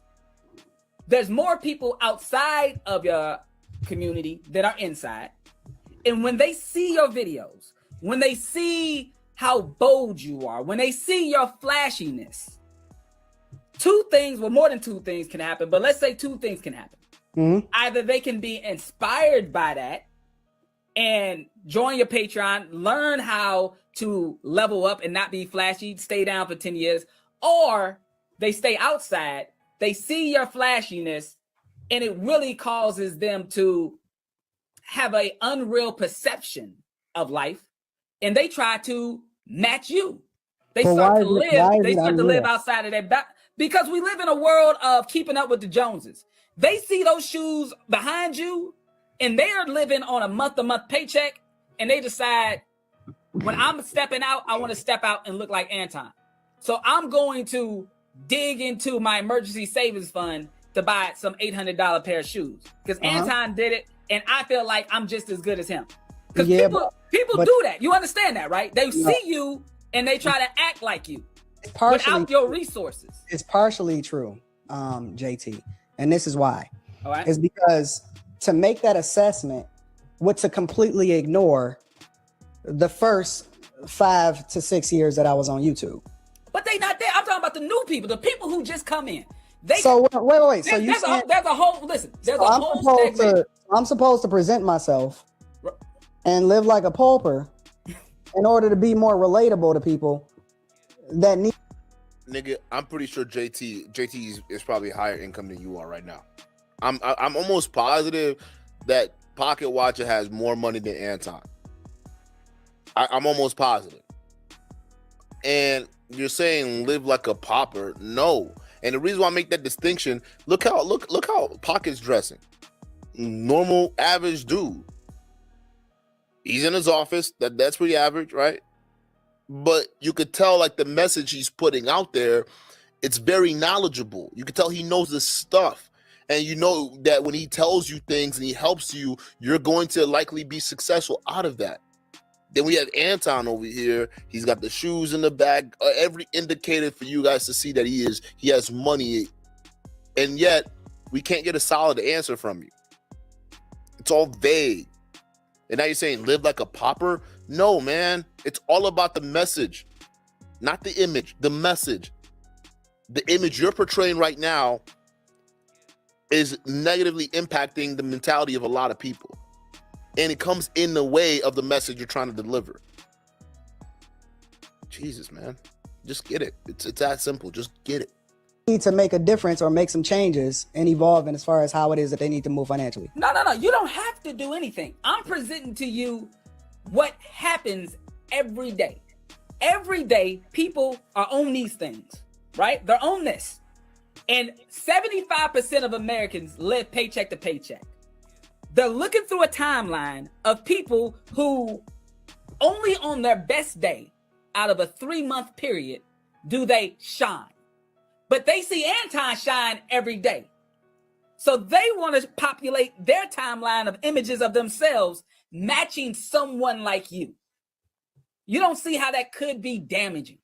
So let me ask you a question then. What adjustment would you suggest that I make? Man. Because can't wait. You can't present the problem if you can't also contribute to the solution, right? All right, here we go. Because I believe that the solution is something different than you probably gonna suggest. Okay. One thing that probably should happen, right? There's a leveling of the playing field, right? right now, I know things are good. But for being Anton Daniels, right now, things are great. Mm-hmm. The story of you coming up and the being down 10 years, we got that. But for that person who's between 18 and 25, they're attracted to the rollie on your wrist. They're attracted to the Porsche, but they don't hear the message. They only see the images. Thank you. I just said that too. Yo. I just said that. See, Pocket and I are on the same wavelength. We get it. Like when you do the image, it gets in the way of the message. Hands down. Hands down.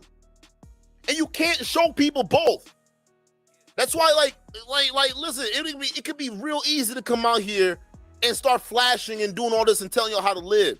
But then y'all will focus on the image more than the message, which makes me want to keep up the image more than the actual message, which is your channel, Anton.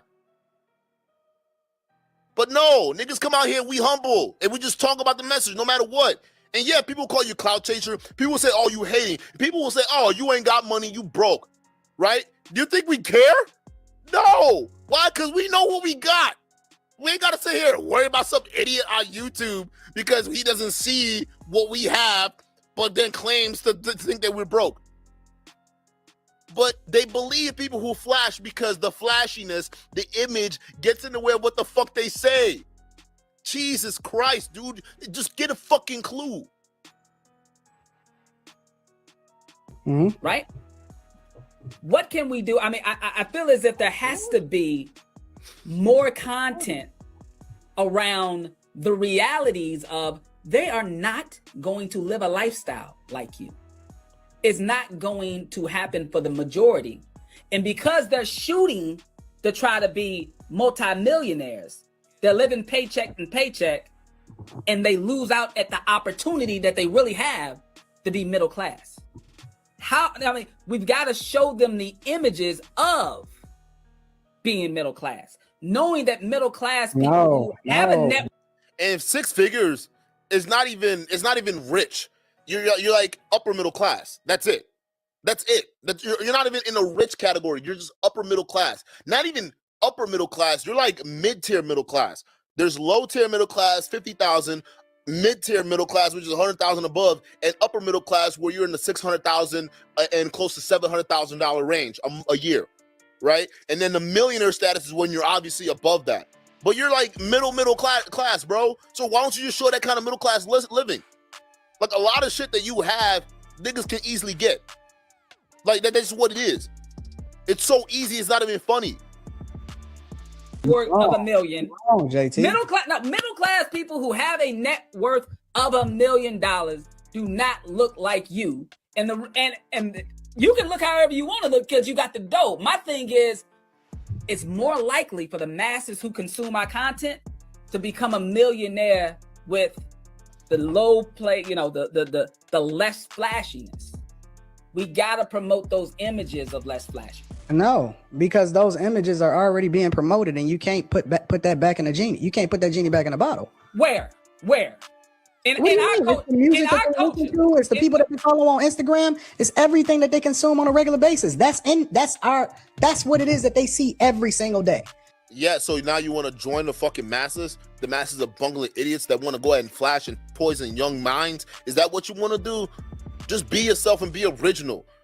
And no, that's not the message. You choose the message you want to put out there. And the right people gravitate to what they want to see. So if you like people if you want people who are sub to you that like the flash, those are people who are going to be sub to you. And you're going to have to keep up that flashiness. Jesus fucking Christ. If I'm the hold on, wait. If I'm the medium, right? And I say, yo, you ain't got to do a PPP scam. You ain't got to do a PPP loan. You know what? There's another thing. This is like the 4th time you've mentioned PPP loans, not in this particular video that we clipped, but when I was watching that whole live stream, he mentioned that like 4 or 5 times. And it's just like, why are you mentioning PPP loans, bro? Who did PPP loans? Who filed for them? Right? Is there something that we should know about PPP loans? Did you do anything involved with PPP loans? perhaps under their different name, or like why you keep bringing up PPP loans, bro? Like, stop. Right? If they start to see more average, regular, everyday people making it, maybe they'll stop trying to be ball players and rappers, and they'll start trying to look at what it is that they can do from a college perspective as far as getting into corporate America or doing things a little bit more intentional. But they not going to be driving Porsches. It's not going to happen. What and do if they mean, do, JT? if they do, it's only going to be for about 8 to 12 months before it get repoed. Because people do that. People will sacrifice. People but that's will not the sacrifice message. long-term wealth for short-term riches. Okay, You know wait. Is the message? So, are you telling me? Are you telling me that the message is shoot for basic? What? How did you get all of that from what he said? Shoot for basic? What? The advices you give are basic, bro. Like, that's bullshit. That's bullshit, dude. Not everyone's gonna be six figures. Not everybody's gonna be a millionaire. That's the part of the culture that you're perpetuating. Not everybody's gonna be there, but it's okay being average, like you. Like, I'm willing to bet, bro, your income is not more than $180,000. Like, maybe it's more now with YouTube, but back then, I'm pretty sure it's not. I'm willing to bet. If you want to put bank accounts together, we can put bank accounts together. I'd love to do that. Let's compare accounts. I'm pretty sure, like, if we look at what's coming in every month, I'm pretty sure, bro, you're not more than 180,000. I'm talking about for your W-2s, right? I want to see your deposits from your W-2s. We'll compare deposits if you want, but I don't think you're up there. I genuinely don't think you're up there. I really don't. But if you want, you can, and you probably won't, you know. And I'm just saying, Anton, you don't have to stoop to our level, you know, whatever it is, of petty receipts and shit like that. I'm just saying, I am willing to almost bet that you're not at that level, bro. I'm the more I'm thinking about it, the more I think you're just 1,000 here. You know, right? You make $180,000, you know, maybe 200,000 now, probably a little bit more than that. But you're not a millionaire, bro. I can already tell. I can tell right now you are not a millionaire. Stop. It is okay to be basic. Preach about living a basic lifestyle, you know, and being comfortable. I don't know, but this is just bad. You shouldn't have done this interview, bro. Not a good look.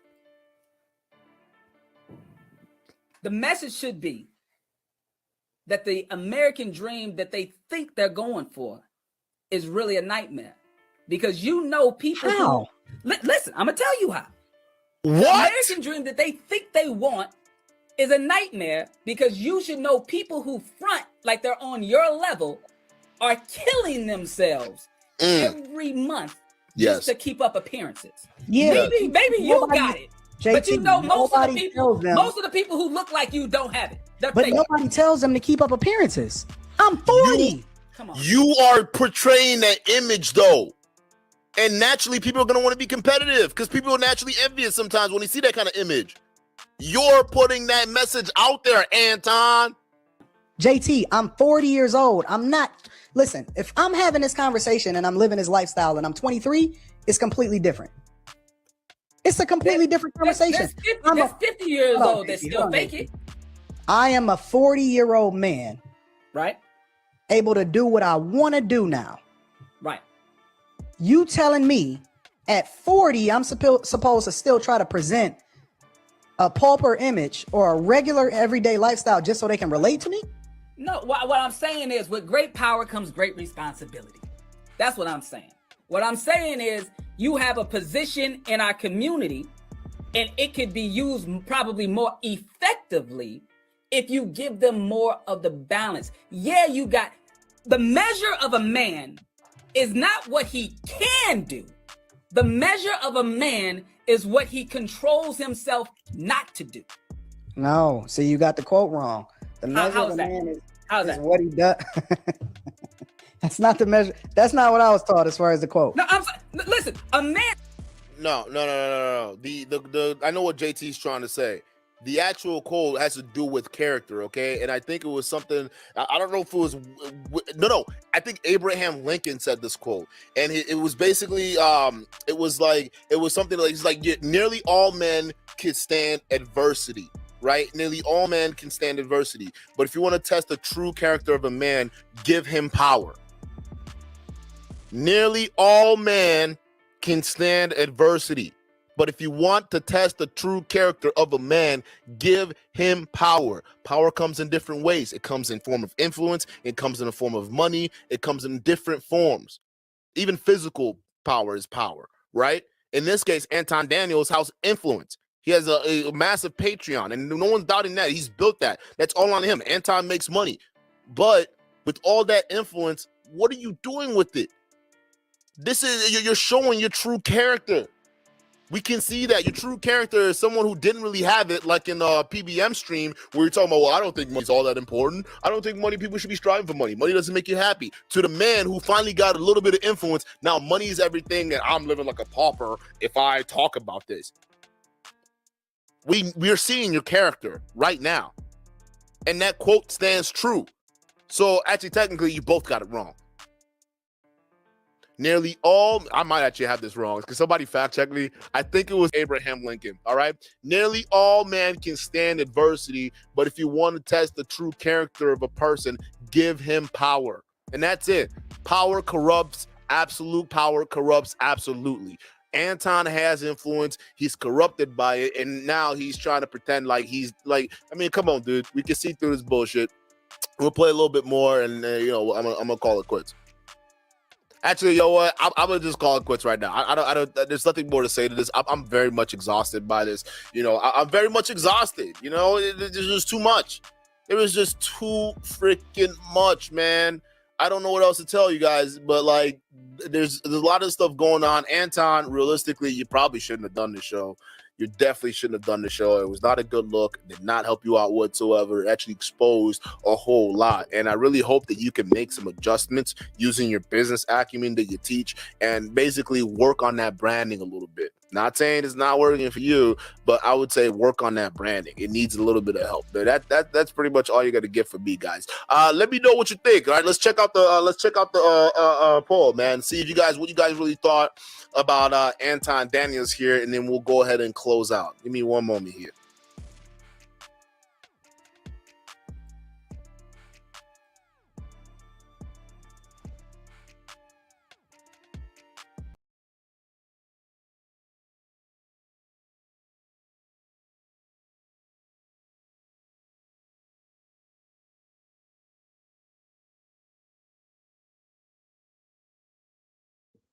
This is crazy. This is absolutely crazy. So I'm gonna close the poll out right now, and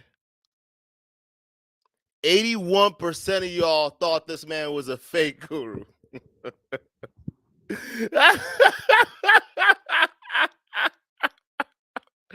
Out of every single one of y'all, hold on.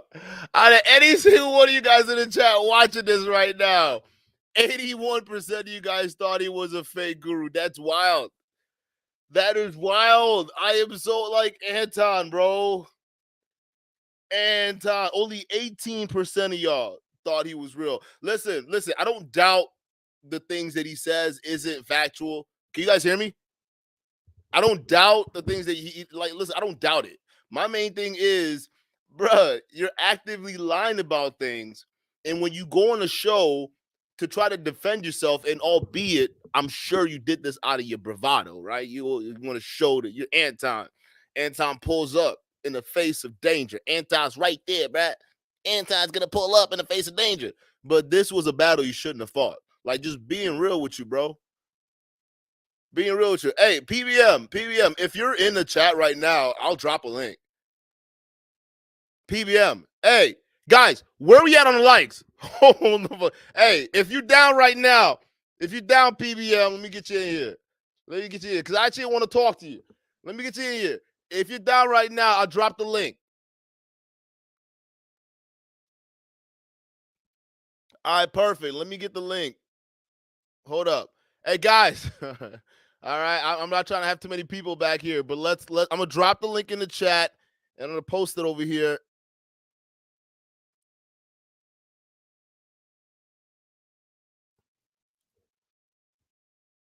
All right, here it is. I'm gonna pin it. Well, actually, no, I don't want to pin it. It's right there. You would see it. You would see it. Can't miss it. But yeah, man, dude. 81% of y'all thought it was fake. And listen, I'm not saying that some of the shit he doesn't say isn't facts, right? But they're like surface level things. The thing is, you're actively lying right now. I mean, you're actively lying. You shouldn't have done that stream. It did not make you look good. It made you had to lie more. And you know, I don't know what else to say. Listen, I'm not doubting that you don't make money. I'm not saying that, and I'm not doubting you don't work hard, right? Because you clearly do. You built a strong Patreon. What I am trying to say is there's a lot of things that don't make sense. All right, we got PBM back here. All right, shout out to you. I see you in the Tesla. Okay, look at that. It was good. Hey, so shout out to you first of all. Thank you for being up here. How you doing? Hey man, I'm chilling. Actually just got out of Costco. I'm sitting in the parking lot. Chilling. All right. Hey man, listen. What the hell? Okay, first things first. I got a couple questions. Let's talk. Let's do it. What made you go after Anton, first of all? How did you even spot him as someone that I wanted to like investigate? What was it about him that got you? You know, how can I put this? I live in the Bay Area. That's Northern California, for those of y'all that are not familiar. Silicon Valley. There's a lot of money out here. Been around money. I'm not rich. I'm doing fine. But I've been living long enough to know when something don't seem right, something seems off. It probably is. So I just got on Google and looked at a few things, and I was like, now this doesn't make sense because flashy people are flashy people, right? And so Anton's flashy is not flashy, right? If you're going to brag about being richer than your favorite rapper and what you have to show for it is a base model Porsche and a Versace robe, I'm not impressed, right? Also, if you're gonna talk about giving away money to your patrons and funding businesses, while simultaneously he got a live stream where he says he will never pay a creditor. And it's in one of my videos. He's walking down the street, he says, I'll never pay a creditor, right? So it's got me like, well, I thought you didn't finance anything, right? Why are you owing money to begin with? But I want to clarify something. I do not have beef with Anton. I don't have a problem with Anton. I don't know Anton. I am just a content creator making videos about things I see. And, you know, YouTube is a library. So people will come across those videos as long as they're up on YouTube forever, right? So, and this is not what we're talking about, but when I pulled up on JT. Hold on. Before you get to JT, because this shit is cracking me up on stream, dog. Hey, why did you put this dude's face on a Wheaties box, dog? Why did you put this nigga's face on a Wheaties box, bro? You talk about fighting words. What the fuck? It was Breakfast funny. of Champions, nigga. Like, wait. It was funny. Hey, ain't nothing good like a good old. Hey, it's just a thumbnail. It's just a thumbnail. Come on now. Like, hey, man, look, I feel like I'm going to hell. Why the hell you do that, bro? Like, come on, dog. It's just a thumbnail. Come on now, we can have fun. Oh nah, come on. we can have fun. Nah, bro. Here's something else that I'll say about Anton. Anton has never ran away from anybody who's critiqued him. So anybody that wants to have a conversation with him, he's always like, pull up, cam up, right? So there's never been an issue with me. You know, if I ever had questions for him, I could just go to his live stream. He's really big with dropping that link saying, hey, pull up, cam up.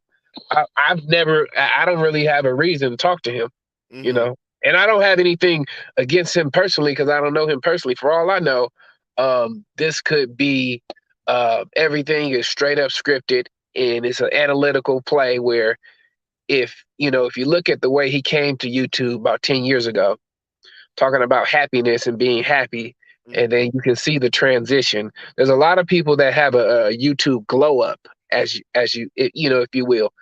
You can see it with Kevin Samuels. You can see it with Anton Daniels. You can see it with some guys in the manosphere where they came in talking about, HTML coding, and then they got a few muscles and a little swag, and now they're telling you how to get girls, right? I've even seen cats taking hormones and getting deeper voices. So I ain't got no problem with these brothers, but I'm gonna call a spade a spade. If you have people looking up to you and paying you for business advice and business coaching, at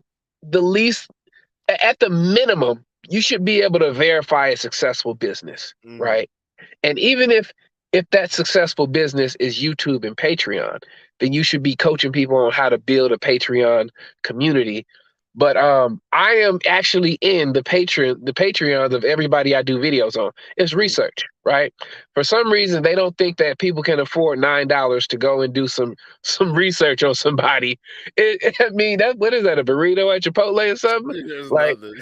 hey, Kevin, Anton, all of them, they've been making money off me every month because I be in there grabbing receipts, All right, let's get the pocket watcher because you're Okay. wrong, bro. You were wrong for getting his wife in there. Like, come on, dog. Come Now, on. wait a minute. Hold up. Bro. You can't do that. That's off limits, bro. Wait a minute. A man's woman's off limits, bro. Well, what did I do? You commented on her. You actually included her in it in your videos where he said he wait. What did I say about his wife? I'm not sure. I didn't say anything about his wife. Before the billions? Yeah. I think he's in the chat right now. So I dropped a video yesterday. I called it Fake Guru Sunday. And I appreciate him saying that, you know what, you actually didn't say anything about his wife. In the video that I dropped with the Steve Harvey clip, I never said anything about JT's wife. I posted that to substantiate my argument that JT has been trying to be a public figure for a while. He ran for city council. He was on the Steve Harvey show. He's got, interviews on TV. He links his accounting business to his YouTube videos. So all you have to do is go to his website, and his family is right there for the world to see. My thing was, hey, you brought all of us out to hear this EYL pull up. And then you said, I'm not going to show you the rest because my wife is in it. And so my argument was, well, I think you're using her as an excuse. You're using her as a scapegoat. You and your wife been on full display, right? Now I'll say this.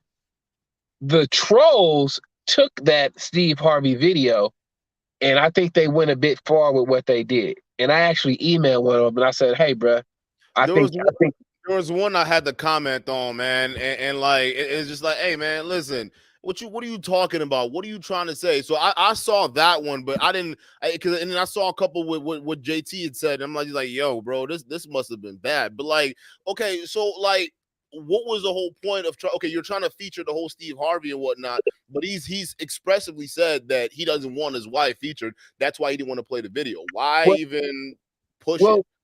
And it's on Steve Harvey's channel. It's not like he can take it down. Well, yeah. So you just pointed that out. Steve Harvey channel has 6 million subscribers on that channel. I linked the video to where I got it from. It's public. He even has JT as the thumbnail, right? So the issue is we weren't supposed to see that, right?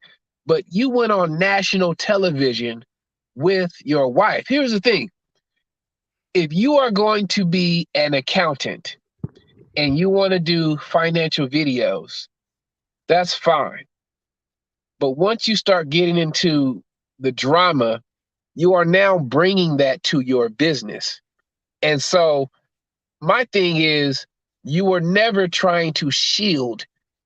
You were never trying to create a separation between your professional life and your YouTube life. You were blending the two, and you just so happened to be on the Steve Harvey show, right? If he was on the, but don't you see that as a little different though? Goes for a completely different circumstance though. let me ask you a question. Do you think that I would have posted it if his wife wasn't in that video? If it was just JT on the Steve Harvey show, do you think I would have posted it? To be honest with you, I think you plotted this whole thing. You said what? I said I think you plotted this whole thing after you got off his show. That's what I think. No. Plotted. What do you mean? Why did like how you dropped the video? That video out. It's like you had that prepped after you got off. No. Come on, man. I dropped a video after I went to his smoke show, and I listened to the conversation after I got off, where people were throwing shots at me, calling me Dusty and peanut butter and jelly and all this stuff. And I'm like, wow, because if you remember when I jumped off, I said, I appreciate y'all time. Y'all have a good evening. I'm a fan of your content. Peace. And then it became Dusty, want to get views, want to grow a channel, trying to be a clout chaser. And I'm like, wow, let me go look this guy up. Right? So, and it's in are you saying JT called you that? Yeah, this was that after I jumped off, right? So I said, let me go look this guy up. And it's in the video that I dropped yesterday. So I get on Google and I type in his name, and then I go to images and I scroll down and I see a picture of him and wifey. I'm just doing research and it says Steve Harvey show. And I'm like, JT was on the Steve Harvey show. So then it was a weight loss challenge. So then I was like, let me see if I can find this video. So I go to YouTube and I type in Steve Harvey weight loss challenge, and voila, there he is as the thumbnail. Now, here's the thing. Even if his wife wasn't in that video, I still would have posted it. Because truth be told, I mean, it's interesting, right? It's interesting, but like, what would that accomplish though? Because my thing with what you were trying to get at with JT's video is, it was almost like you were trying to say he's contradicted himself, right? And I get it, it makes sense, but it's like when I watch that, okay, I see a contradiction, and you're trying to make it as like he's kind of fake. And I'm reading the comments on that video. Oh, I knew he was a fake. I knew he was, because I mean, like it's the same exact thing going on in your on your channel. Wouldn't you say? Well, but I think the narrative and what JT, he backtracked on was that I actually said something about his wife, and then he fixed it. He said he made a video featuring his wife. What it did, what it was I reacted to. This is what we do on YouTube. We react to videos, right? So you can't dictate what videos I can and can't react to. I saw a public video on YouTube, and I made a reaction video, right? No, and it's not saying that like you got a right to react to whatever you want to react to. That's fine. It's right. Within but you got to understand the context though. Like, because like from you, okay, you got to look. I'm a dumbass. I'm a dumbass. All right. So you got and when I look at it from the outside, and when people look at it from the outside, they see you go off of a show. All right, and then not even seconds later, boom, there's this bombshell, right? I'm saying seconds is like, thing, but you know what I'm saying? But like you drop a video and it's just like, yo, wait a fucking minute. Wait, time out, because I was on that stream that you were on, and I'm like, wait, whoa, listen, what the fuck? What happened? So that's what, and I'm like speculating. I'm like, did he plot this? Like, no. You have to understand how people see that way. That way, right? Not at all. Because when I pulled up to his smoke show, I never had the smoke was for JT, and it wasn't like real smoke. It was just, I think you're protecting your boys, right? I think that the elephant in the room is that there are prominent, figures in this space who many people have made videos on about them being, fake it till you make it, right? And it's almost as if he's walking out, if he's got a blind man's stick and he's like, I don't see that, So that was the smoke. And so then he got defensive. Wait. So you're saying that the smoke that you were bringing to the show wasn't the fact that you were trying to expose Anton Daniels or Kevin Samuels at Fake Guru. The smoke you were bringing to the show was you were trying to expose JT as protecting Kevin Samuels and Anton Daniels. That's what the smoke show is. His show is like, if you disagree, but I'm talking about your purpose of going there was to expose Pocket Watcher. My purpose was to call him out. So his platform is, if you disagree with me, if I miss something, pull up to the smoke show. So I pull up to the smoke show, and my thing is, my gripe is, I love your content, your research is excellent, but you're protecting your boys, and that's the smoke that I got for you. So then he replies and say, well, how am I protecting them? You know, and then I proceed to give my argument. Well, you know, this person is scamming people and lying and da da da da da da. So that was the smoke. So somehow that was twisted into me. All right, I'm going to invite you on Friday so you can have a fake guru with Anton. Now, I don't know if you watch JT's show. I watch it every once in a while, but I actually fuck with JT. That's why I'm giving you hell right now, because I actually rock with JT. So be honest with me.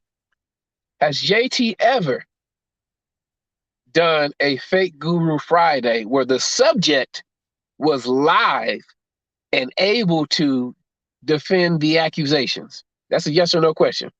Has he ever done that? I'm not sure. I don't think so. Never. So he does research. He puts out the fake guru, and then he goes through the checklist. Is this person a fake guru or not? He changed the format to benefit his homie. And if you go back and listen to the stream, Anton mentions them having a conversation before the live stream. And then also a lot of those questions, they were softball questions, right?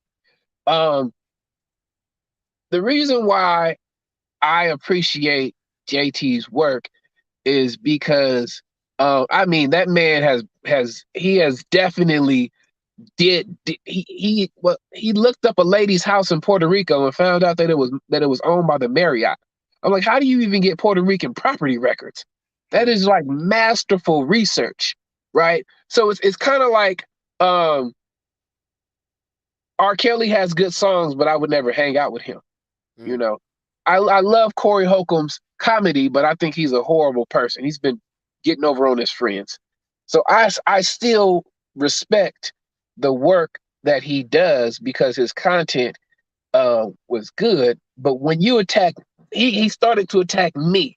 I don't feel like he was attacking you though, because here's the thing. Because you got to look at it because we watch the whole show. I mean, obviously you're watching yourself, but we observe you as in third person. And what we saw is you couldn't you focused on petty stuff during your interaction. I felt there were times where you could have just hammered in on certain clues, like that first gen guy that came up after you when you went on with Anton.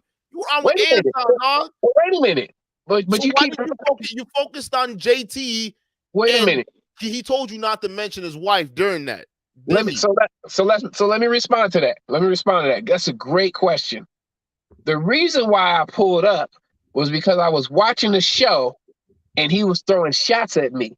And then he lied to his community and said that I made a video about his wife and don't speak on my wife again.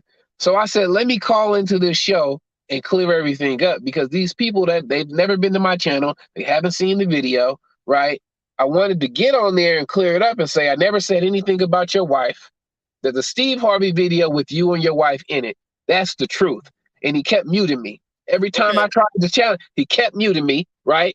So at that point, well, I never had any questions for Anton. There's no the question, the research is the research. Bro, listen, that was the whole. Why did you call in if you didn't have any questions? Duke, I just told you why I called in. We're talking about. I told you why I called in. I said because JT was throwing shots at me during the show, and he lied to his community. Okay, I'm fine. But Anton was on the stream. You did a video on Anton, and he mentioned you. They both were talking about you on that stream before you got on, right? You do realize that. Let's bring it back. I never had questions for Anton. I never had smoke for Anton. I pulled up to the smoke show. Why did you make a video?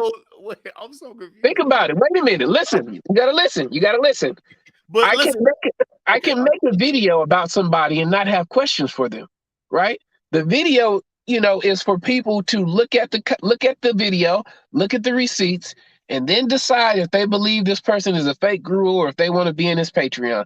But it doesn't mean that I have questions for him. if you had an opportunity to follow up, with the person you're making a video about, you're telling me you wouldn't do it. I mean, come on, the content creators bigger than us has done that. Spencer Cornelia, I did a video on Spencer Cornelia himself going up to Mr. Organics. All right, and he had the opportunity. He took that. You had the opportunity to pull up digitally. Wait a minute. You made a video about. You made a 2-part video about him, bro. Come on, dog. You gotta earn it. Wait a minute. Anton Daniels. Anton Daniels. Anybody that wants to pull up on Anton Daniels can go to his channel every day. He always drops the link. So if I had questions for him, I could just go to his channel. But it wouldn't be a neutral ground. It's not about having a neutral ground. Anton, whatever you say about him, he has never ran from a cam up.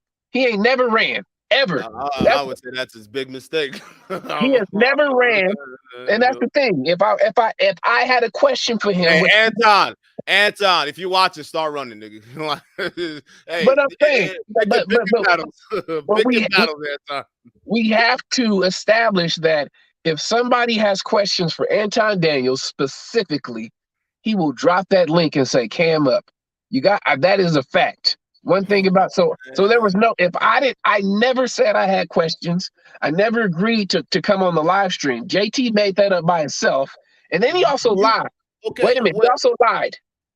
So what do you mean he lied? But like, let me tell you something. He said that I asked Peanut Butter and Jelly to send me the receipts he had on Anton. And then he said I sent him an email. That's a lie. He said I sent him an email about Anton. I've only emailed Anton, JT one time in my life. Anton, if you watching, bro, like pull up if you can. Hey, pull up. I want to see that same energy. Like pull up. I emailed JT in December with a video on Kevin Samuels. That is the only time I have ever emailed JT.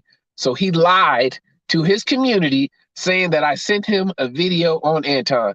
Maybe he slipped up and made a mistake, but the only email that I've ever sent him was in December saying, "Hey, love your content. You should look at this information on Kevin Samuels. I think it would make a great Fake Guru Friday." I can show that receipt, right? Only sent him. So when I pulled up, but the topic was about Anton Daniels. He promised you Fake Guru Friday on Anton Daniels because you basically listen. Because but listen, I feel like because I'm getting confused. The start of it is the first time you pulled up to a smoke show. Okay, you were saying that. Okay, you pulled up to a smoke show for him to say, "Hey, why didn't you talk about these other guys or you're protecting your boys?" Right. So. Right. That was the point. And then that conversation, if you followed it, basically broke into, well, all right, I will do a video on it and talk about it. And in that video, you said, see, I'm holding him to it. He said he was going to do it, and he stuck to his word, right?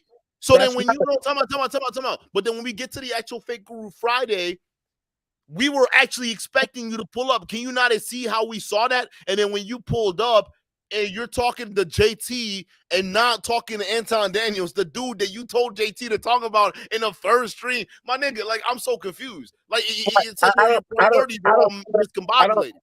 I don't think you're hearing me. I think I said this before.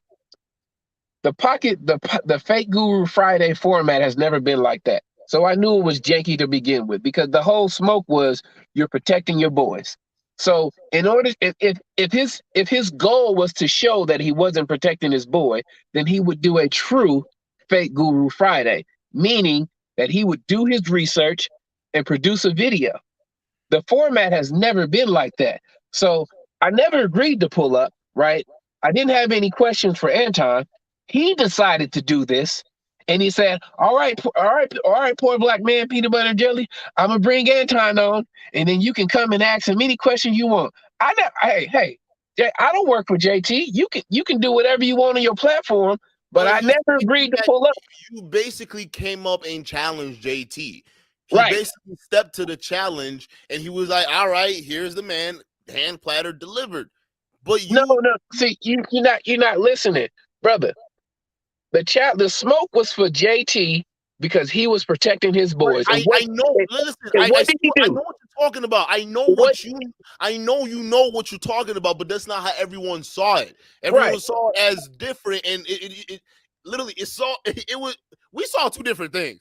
Like, I understand what you're explaining. I understand what you're explaining. Right. I'm just saying, when we saw it without context, it just seemed disorganized because we thought this was all a lead up from the previous stream coming to Spaggle Friday. And then when you didn't do what we all thought you were going to do when Anton was there. So this is what JT said. He said, all right, y'all, I'm going to set it up and we're going to bring them on to do a fake Guru Friday with Anton Daniels.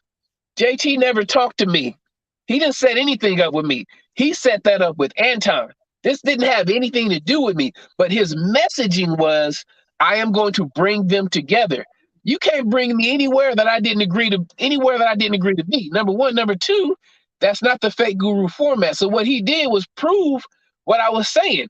He changed up his format and brought on his boy for a softball interview. And it basically, I said, you were protecting your boys, and what did he do with Anton? Hang on, because I got to talk about the other side to that. If I was gonna have a fake guru and I had an opportunity to do a fake guru on the or like a live fake guru with the person I'm doing a fake guru about, I would ask some questions. Just like I just did. We just did a live with your video, and now I have the opportunity to talk to you, and I'm talking to you. So it's the exact same thing. Like, if you want to chat, I'll bring you up. So that's not a fake. That's not a fake Guru Friday. But it don't matter. It don't matter. You can always change things up. You can always change things up. Listen. That's up to the content creator to decide how they want to change that. You see that, right? Duke. Now, feel me on this. If my issue is you're protecting your boys, and then when why do you think that is? Why do you think that is? Wait a minute. Hold on. I had that. No. I had that question when we were on the same stream, and like you kind of blocked it off. Why do you think that is? Why do you think that he's in league with Anton? I'll tell you, and it's very simple. I'll tell you, but hold on. If my issue is you're protecting your boys, and then when you bring on when it's time to do the fake Guru Friday, you switch up the format to benefit your boy. That is basically what I was calling out, right? That wasn't a fake Guru Friday. I've been watching JT for a long time. That wasn't a fake Guru Friday. So to answer your question, I'll use the lead attorney as an example. He came on to YouTube talking about legal cases and the child support system and whatnot. And his growth came via one part collaborations. I'll say this: I don't really care for this cat, O'Shea Duke. Let me finish. Hold on now. I don't care, but I had to throw that out there. But what I'm gonna say is, O'Shea Duke has put a lot of cats on, right? Yeah, damn right. There's a lot of people that owe him because he's brought JT, TLA. And he has put a lot of cats on. So I even though I don't care for him, I don't know him personally. I don't care for his content, or his website, but he's put a lot of cats on. So what happens is when you come on a platform and somebody, blesses you and puts you in front of 200,000 people, right? And then you go to Abbott and preach, right? We're talking about the lead attorney right now. And then, you link up with, Kevin Samuels, and then you get into it with Tasha K, right? All of these people, these people wouldn't know you exist had you not collaborated with these people. So the same thing happened with JT. O'Shea Duke brought him on, and JT will say it. He say, shout out to O'Shea Duke. You brought me on your platform, and my numbers went up. So when somebody looks out for you, and if you are in the Manosphere collective, you're not gonna go against your boys, right? you're just not gonna do it, right? And so he's Well, always I don't believe that because I mean I wouldn't say they're my boys, but like they're content creators I rock with that I've criticized. Angry Man I rock with. I've criticized. He's been on the show, so I don't think I think it's a bit different because what do you mean? Angry Man going on Angry Man's platform is not going to catapult you to 100,000 subscribers, right? If JT, if let's say for instance Kevin Samuels decided to do a new segment, right? Finance Wednesdays with Kevin and JT. You got finance questions, bring them up, right? That would catapult JT to a bigger platform. And so he has said it, right? He has said it himself. I've been doing some research, but the short answer to your question is, there's an opportunity for him to grow his platform, and he's not going to go against the people that can help him do that, i.e., JT, Kevin Samuels, TLA. He's not going to do a fake Guru Friday on Kevin. And here's the thing. Pocket Watcher, he has the ability to be bigger than all of them niggas. Actually, realistically, even TLA, Kevin Samuels is gonna stagnate at some point, and that's actually just that's almost a win. It's gonna happen. But and I got no. Listen, Kevin Samuels. Listen, I got no problems with any of your stand boys or anything like that. It's just a fact. It is what it is. The thing is, like with the lead attorney, it's interesting because I don't. If he sticks to what the subject matter he's kind of sticking to right now, which is kind of more or less what everyone else in the manosphere talks about, I don't see him as really being much of like a huge help in terms of that growth. Yeah, you get that notice, but JT, I mean, I'm talking about like on the other side of things, where we're talking about the potential CoffeeZillas of the world, Spencer Cornelia, who he already collabed with. That's a whole nother side of YouTube. That's a mainstream that are taking beyond these guys. Listen, man, like the manosphere is for like what do you call it? DJ Academic says it's for the birds. It's for the birds. They're all trying to get out. So here's the thing. If he did a fake Guru Friday on Kevin Samuels, that would probably be his biggest video. Right now, he knows it, but again, he ain't gonna do it. Even though, so I've been doing some research since, I'm not sure if you've seen any of my content, but I do research and I come with receipts. And so, since I put out my last video, JT has been hiding videos because I exposed him talking about a man's wife, and I also pulled the receipt that he doesn't only do financial content. He did videos on Fresh and Fit. And he also has a video on O'Shea Duke's channel where he's talking about dating coach scams are the same thing as financial scams. That video is still on O'Shea Duke's channel. So my question to you, what's wrong with those videos though? Why can't because when I asked him when I asked him on his channel, why are you protecting your boys? His response was, it's not financial. But when I went to look on O'Shea Duke's channel, the name of the video, the name of the video, it says dating coach scams are financial scams. That's the name of the video. So I'm like, I just talked to JT and he told me. But are you saying that Kevin Samuels is a dating coach or is he a counselor? Well, Kevin Samuels is a relation.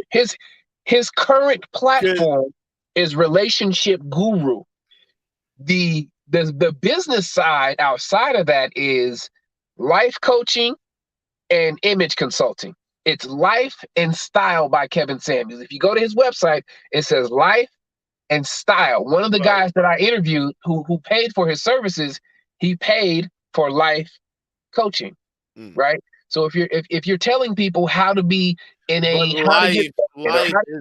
life is different specifically from dating though, because we've actually talked to dating coaches on this show and they focus specifically on getting girls, and like whether it's girls from the bar to your house or from Tinder to your house or dating apps or even different things. They've focused specifically on that.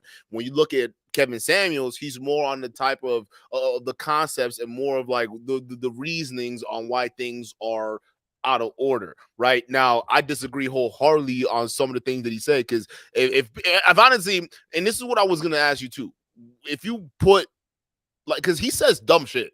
Kevin Samuels says some dumb shit. Like the whole thing with the pussy curfew and getting married in the 6 months. That's crazy. That's some dumb shit that you would ruin a bunch of young men's lives doing that. I would be collecting archives of that shit and just throwing that shit right back in his face. That's what I would be doing. But then going at the whole, the stuff that could then also borderline personal, and then this also doubles for JT.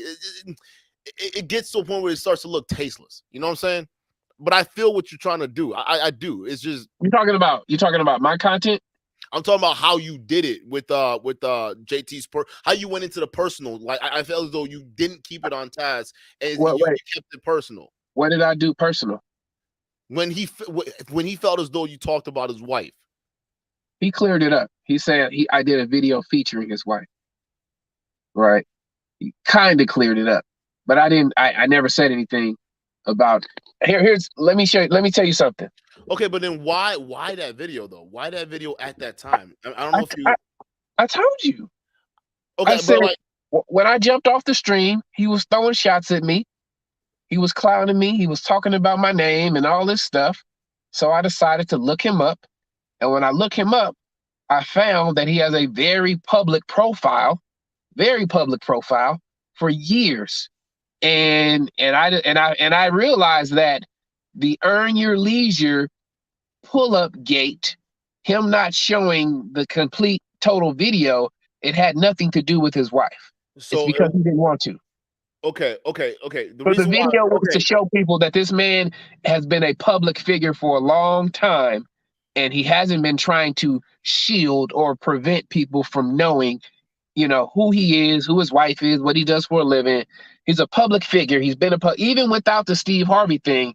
JT has been he tried to run for city council. He's been on TV shows. He's been on the news. JT, he been in them streets. Okay, so, no, I feel you. I get it. My only main thing is I just want to make sure, because when you say, okay, would you have done it if you felt as though he didn't attack you?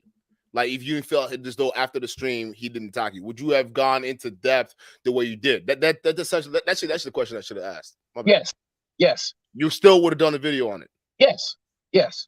Because so after the smoke show, you still would have went in, said, okay, who's this dude named JT, and then go from there. Because I still would have done that video because I felt like he was lying to his community, right? So did you know about him on Steve Harvey before you went on the show? No, I didn't know about that till after the show when I looked him up. Okay, so would you have looked him up anyways if you didn't? Because I felt like you would know who JT was, and he does the fake Guru Fighters and he does the call-in shows, right? So right. My thing is, if you didn't feel as though he talked shit about you, would you have looked him up in a way that you looked him up to the extent that you got the Steve Harvey video? So I was actually planning on doing a video on JT a long time ago, a reaction to the EYL. Okay. But I'm trying to clear up this conspiracy in my head. I just got to make sure it's not a conspiracy. So yeah, I was gonna do one on the EYL pull up and talking about the him 500 and who was I was gonna tell people who offered him $5,000 to take down a video because I know who did it. But I just never got around to putting out that video. So, and a lot of times I think about videos and I just never get around to doing it because I just forget about it. Doesn't matter anymore. And in this one, I was like, you know what? I think JT is lying about Earn Your Leisure and that pull up. And I think he's using his wife as an excuse. So I was going to do that video regardless. Now, the follow-up video that I released yesterday, that video was a direct response to JT because he lied on me and then cleared it up later. But I was like, you were the one that were talking about somebody's wife. And here's the funny thing about it. You haven't seen the video, right? So we did a video where he was talking about Jay Morrison's wife. They had a private conversation. Jay Morrison's wife called his office. They had a conversation. He talked about that conversation on his channel. He made it seem as if she was a hood rat and then he said she was a D-list actress. And then he said, why are you speaking for your man? I thought he was a grown man. Talking about basically let him handle his own situations. But it was a private conversation that he disclosed on his channel, and he clowned her and her husband. But so I put that out to show that the man who was talking about somebody's wife was not me. Here's the kicker. While I was working on that video, JT unlisted it. I kid you not. I refreshed because I had it open.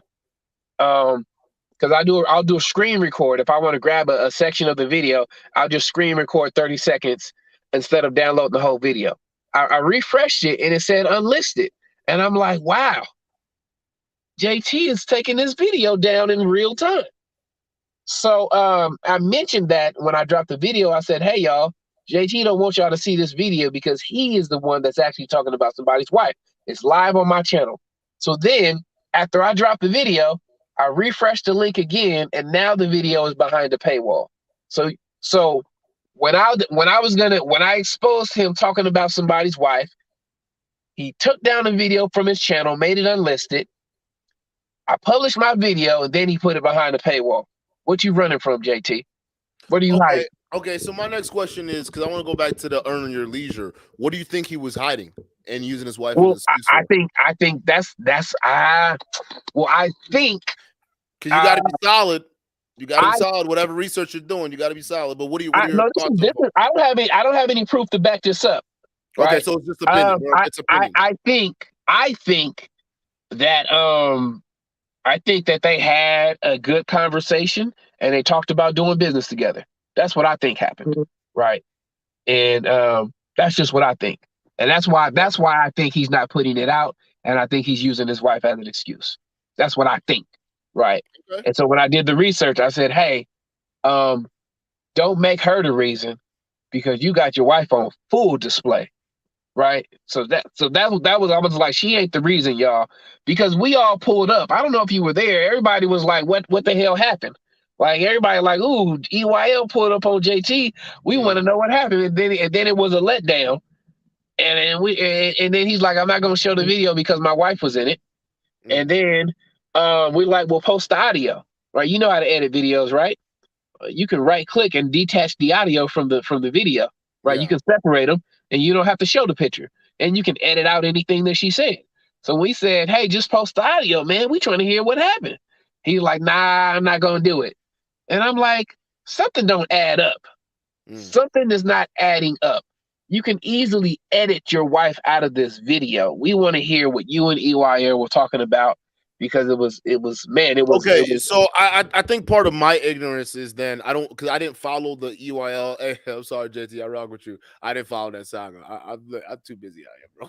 Like I don't know how y'all do it with these YouTube. I'm trying, okay, but like I didn't follow the EYL saga, so I don't know what the hell went down with that. But I did see like a couple posts about like the picture of him meeting up with those two. So I did see that. So I didn't know it was a build up to a big thing. Okay. So in that case, I understand why that speculation might be so. But yeah, my thing is, him. Okay. So so then what? Like if he wants to do a collab with them, I mean, they apparently they approached him in LA like, you the one that was talking all that talk on YouTube. Now what's up? You know what I mean? Apparently, you mean in the manner that he describes, right? Like it was like you know, talk all, you know, what was that you were saying on YouTube? And apparently they had an exchange, and that's why we were all like, what the hell happened? It was called the podcast pull up. That was the story. So again, my response was, you can edit her out the video. Something don't add up. Something ain't adding up. And I'm like, hey, the least you could do is tell your community what happened, because you got us all on edge. But you said because of your wife, you don't want to show us. That's fine. It's your business. But I'm gonna make a video about it. I'm gonna make a reaction video, and I'm gonna say, hey, you know, you have a very public relationship. That's your relationship, not mine. But you've been in the public, you know, with your relationship. And again, JT been wiping his videos ever since I called him out. He's been wiping his channel. He's been wiping his channel. What's going on? If you watching this, JT, why taking the videos down, man? You know, why you taking them videos down? I see it. I see it. You know, I get it. I get it. I see where you're coming from. My thing is, you know, I guess because you already know I'm kind of biased. I like JT. He's my nigga. Like I like JT. I fuck with O'Shea. I fuck with some of those guys. I'm not saying they're my boys or anything like that. I just rock. I like with the content. And with O'Shea, it goes a little bit deeper than that because I like what he does in foreign countries like Uganda. You know, because it's like similar goals like I would want to strive for. You know, take money back home and help with my people and stuff like that. So Some I people appreciate say, that. some people say he out there because of, you know, hey, some people say he's in other countries for other reasons. Don't be I listening to Ramil. Don't be listening to Ramil. I just leave, I just That leave it nigga at that. crazy. Ramil got problems. Don't listen to him. He ain't the only one that said that. He ain't the only I one that know said that. I know he ain't the only one that said that, but he's the But I one, did. the main. He's one of the big ones promoting that. I tried to go on the stream to try to talk to him about that, and he was running in fucking circles. Motherfucker didn't know what the fuck he was talking But about. you gotta Hey, my realize, nigga, just because you state an opinion as fact does not make it fact, Ramil. God damn. Like what the hell is this shit, dog? but wait a minute. Everybody has the opportunity to react to videos and give our commentary.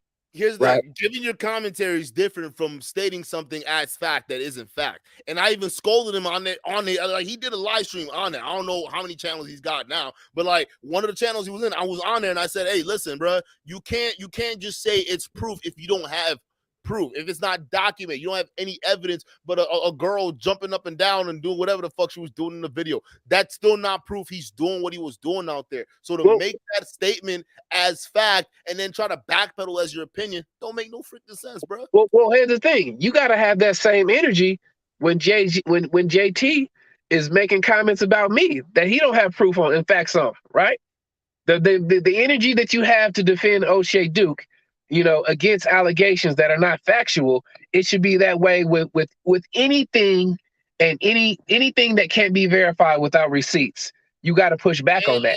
And I would do that. Like even a video I did with Anton. I rock with Anton. Like I rock with Anton. Like that's the thing. Like I don't know if he want to rock with me after this video, but like I rock with Anton. Right, but like, you know, if he wants to rock with me or not, it is what it is. But it's just all the criticism I gave him was there based on what's out there, based on what you put out there, and based on what I've seen. I think he's a cool guy. I think he has potential, but realistically, the arrogance is too much. And then when you look at the stuff behind it, it's just like, even so what I just said, I was just saying that. I was like, yo, bro, like if you out here saying this, you're not listening to what other people are saying, and you're talking about this materialistic lifestyle is the only way, you're wrong, bro. And then you line about your debts. Come on, bro. Like, what are you trying to prove? If you're quote unquote rich, listen, you don't hide from debts. You don't like it's that coupled with the ego that just makes it all around bad, and it just rubs a bad taste in people's mouths. You see what I'm saying? So I think that's his big problem. And then all the other stuff you expose, yeah, it just shows that he was lying about his past. He's a fake it till you make it dude. But I still rock with Anton. He's just a fake it till you make it guy. Hey, see, I can rock with you and criticize you. I don't have any beef with anybody. I've never met any of these brothers. You know what I'm saying? I just make my videos from time to time.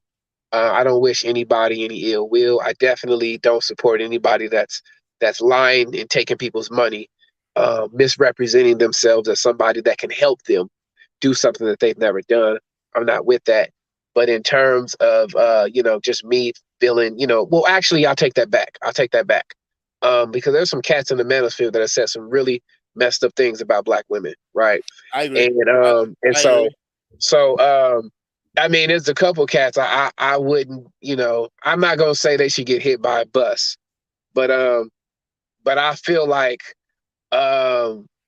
it gets, when you're laughing at somebody, and we're talking about on the toxic female side and the male side, right? There are Black women with channels who laugh at Black men when they get killed, and they're Black women with channels who are basically saying, genocide. We need to get rid of all the Black men. And then there's some Black men that are saying the same thing about Black women. And I think most of us would agree that that's just foul and it's wrong. So with exception to those people, and then the people that are pathological liars. There is no, I don't really care what people are talking about. I'm just doing my reaction videos, my response videos. You know, I got on YouTube, just driving in my car and talking on my way to work, press record, you know, turn it off before I pull into the parking lot, you know. And then as the algorithm started introducing me to different people, I was like, wow, what the hell is this? What is the manosphere? Who are these people? What the hell? It just opened up this world. I can be honest with you, man. I kind of wish I would have never stumbled across this space, right? Me too. Because outside of this YouTube community, if I was at a bar or something, I'd be like, hey, y'all know O'Shea Duke? They probably gonna look at me and be like, who? You know, you say, hey man, you know Anton Daniels? They're gonna say, who? I mean, what's the brother name that makes tech videos? Marquez Brownlee, right? You know Marquez Brownlee? He's got like 10 million subs. He's a tech reviewer. It's a brother with like the high top fade. Oh shit, he was on Joe Rogan, right? Marquez Brownlee. Yeah, he's like he's the biggest tech reviewer on YouTube. And I wouldn't call him a celebrity because most people in the world don't know who he is, right? The same thing with what's his name, Mr. Beast, right? I think he's got like Mr. Beast is pretty famous. I think amongst kids though. Right, that's what I'm saying. Mr. Beast can walk through an airport and most people wouldn't know who the hell he is, right? We're not talking about Tom Cruise and Will Smith and P. Diddy, right? The people that, you know, they can't go anywhere without the world knowing who they are. So us YouTubers, hold on. I gotta get. There were some super chats that were earlier during the stream. Go ahead. Yeah, I'm gonna get to those super chats. Let me get to this comment real quick. And shout out to you guys who do those super chats. I knew I was gonna get to them. My bad. I didn't know PV was gonna be on the stream. Shout out to you for being here. I like this. I like this comment. So you're spending $38K weekly but leasing cars, talking about business expenses right off.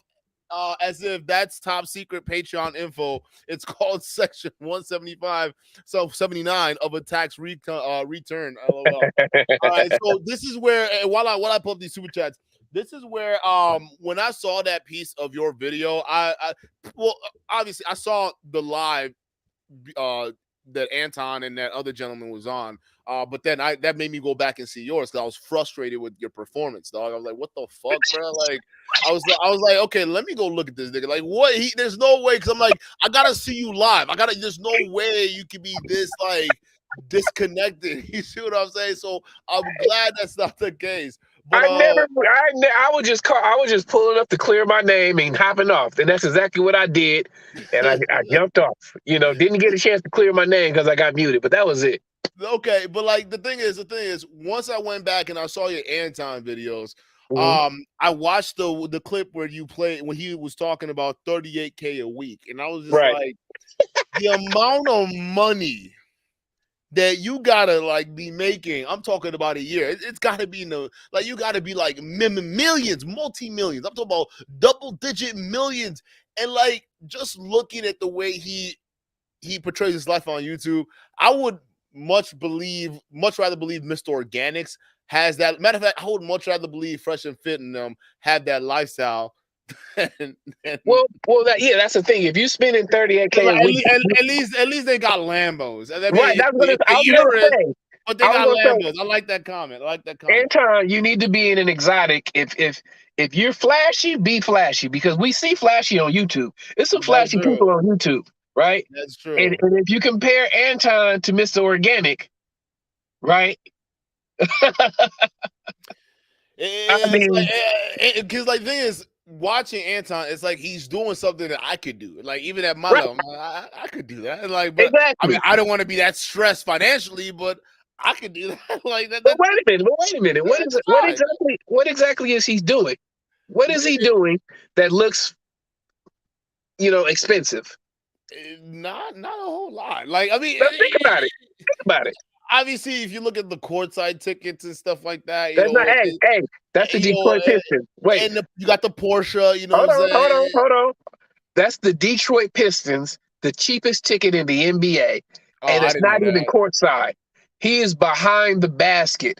I didn't know Anton that. Daniels is not courtside. Here's the funny thing: I did a video on that.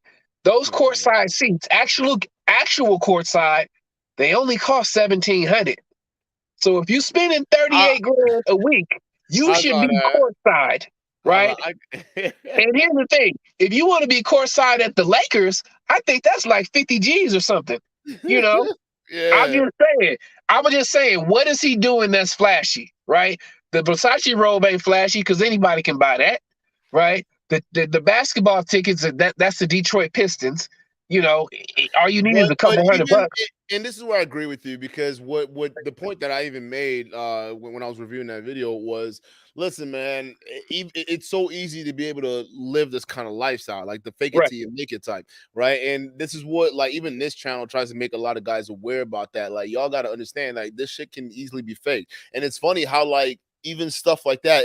What Anton does is the definition of balling on a budget. That like literally is a definition of balling on a budget, bro. Like if you got a budget and you want to look rich and like you want to have people like at least turn their head and say, that guy's doing nice. That's Anton. You look at him. Like, and like someone like Mr. Organics, I would say I'll put him at a higher play. You know what I'm saying? But like it's just yeah, that's the thing, Anton. That's the big thing that's killing you. It's all of that coupled with the fact that it's not matching up. All right. Anti-gravity 74. Thank you for the $10 super chat. It says personally, I don't have a problem with him being arrogant or flaunting his money. What rubs me the wrong way is that his sanctimonious, he is sanctimonious, no live yet live. Oh no, live and let live. If you ain't living his way, you're wrong. Yeah, that's facts.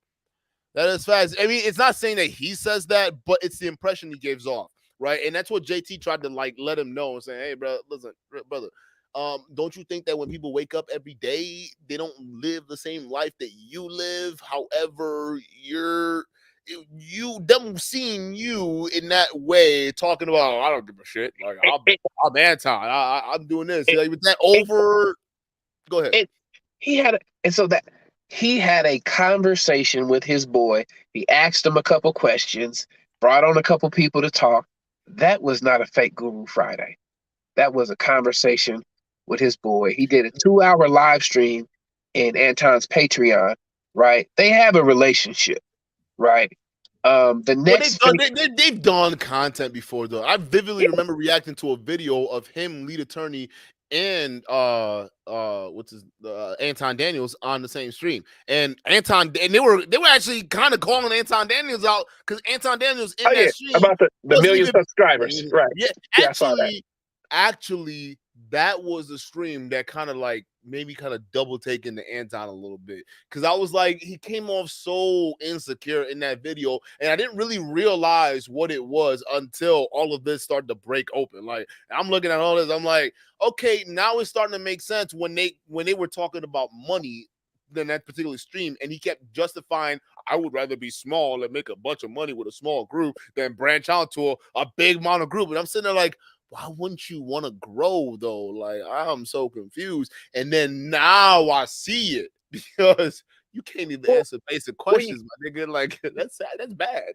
Like you're not ready for mainstream. Here's the thing: polarizing content creators get the most attention, right?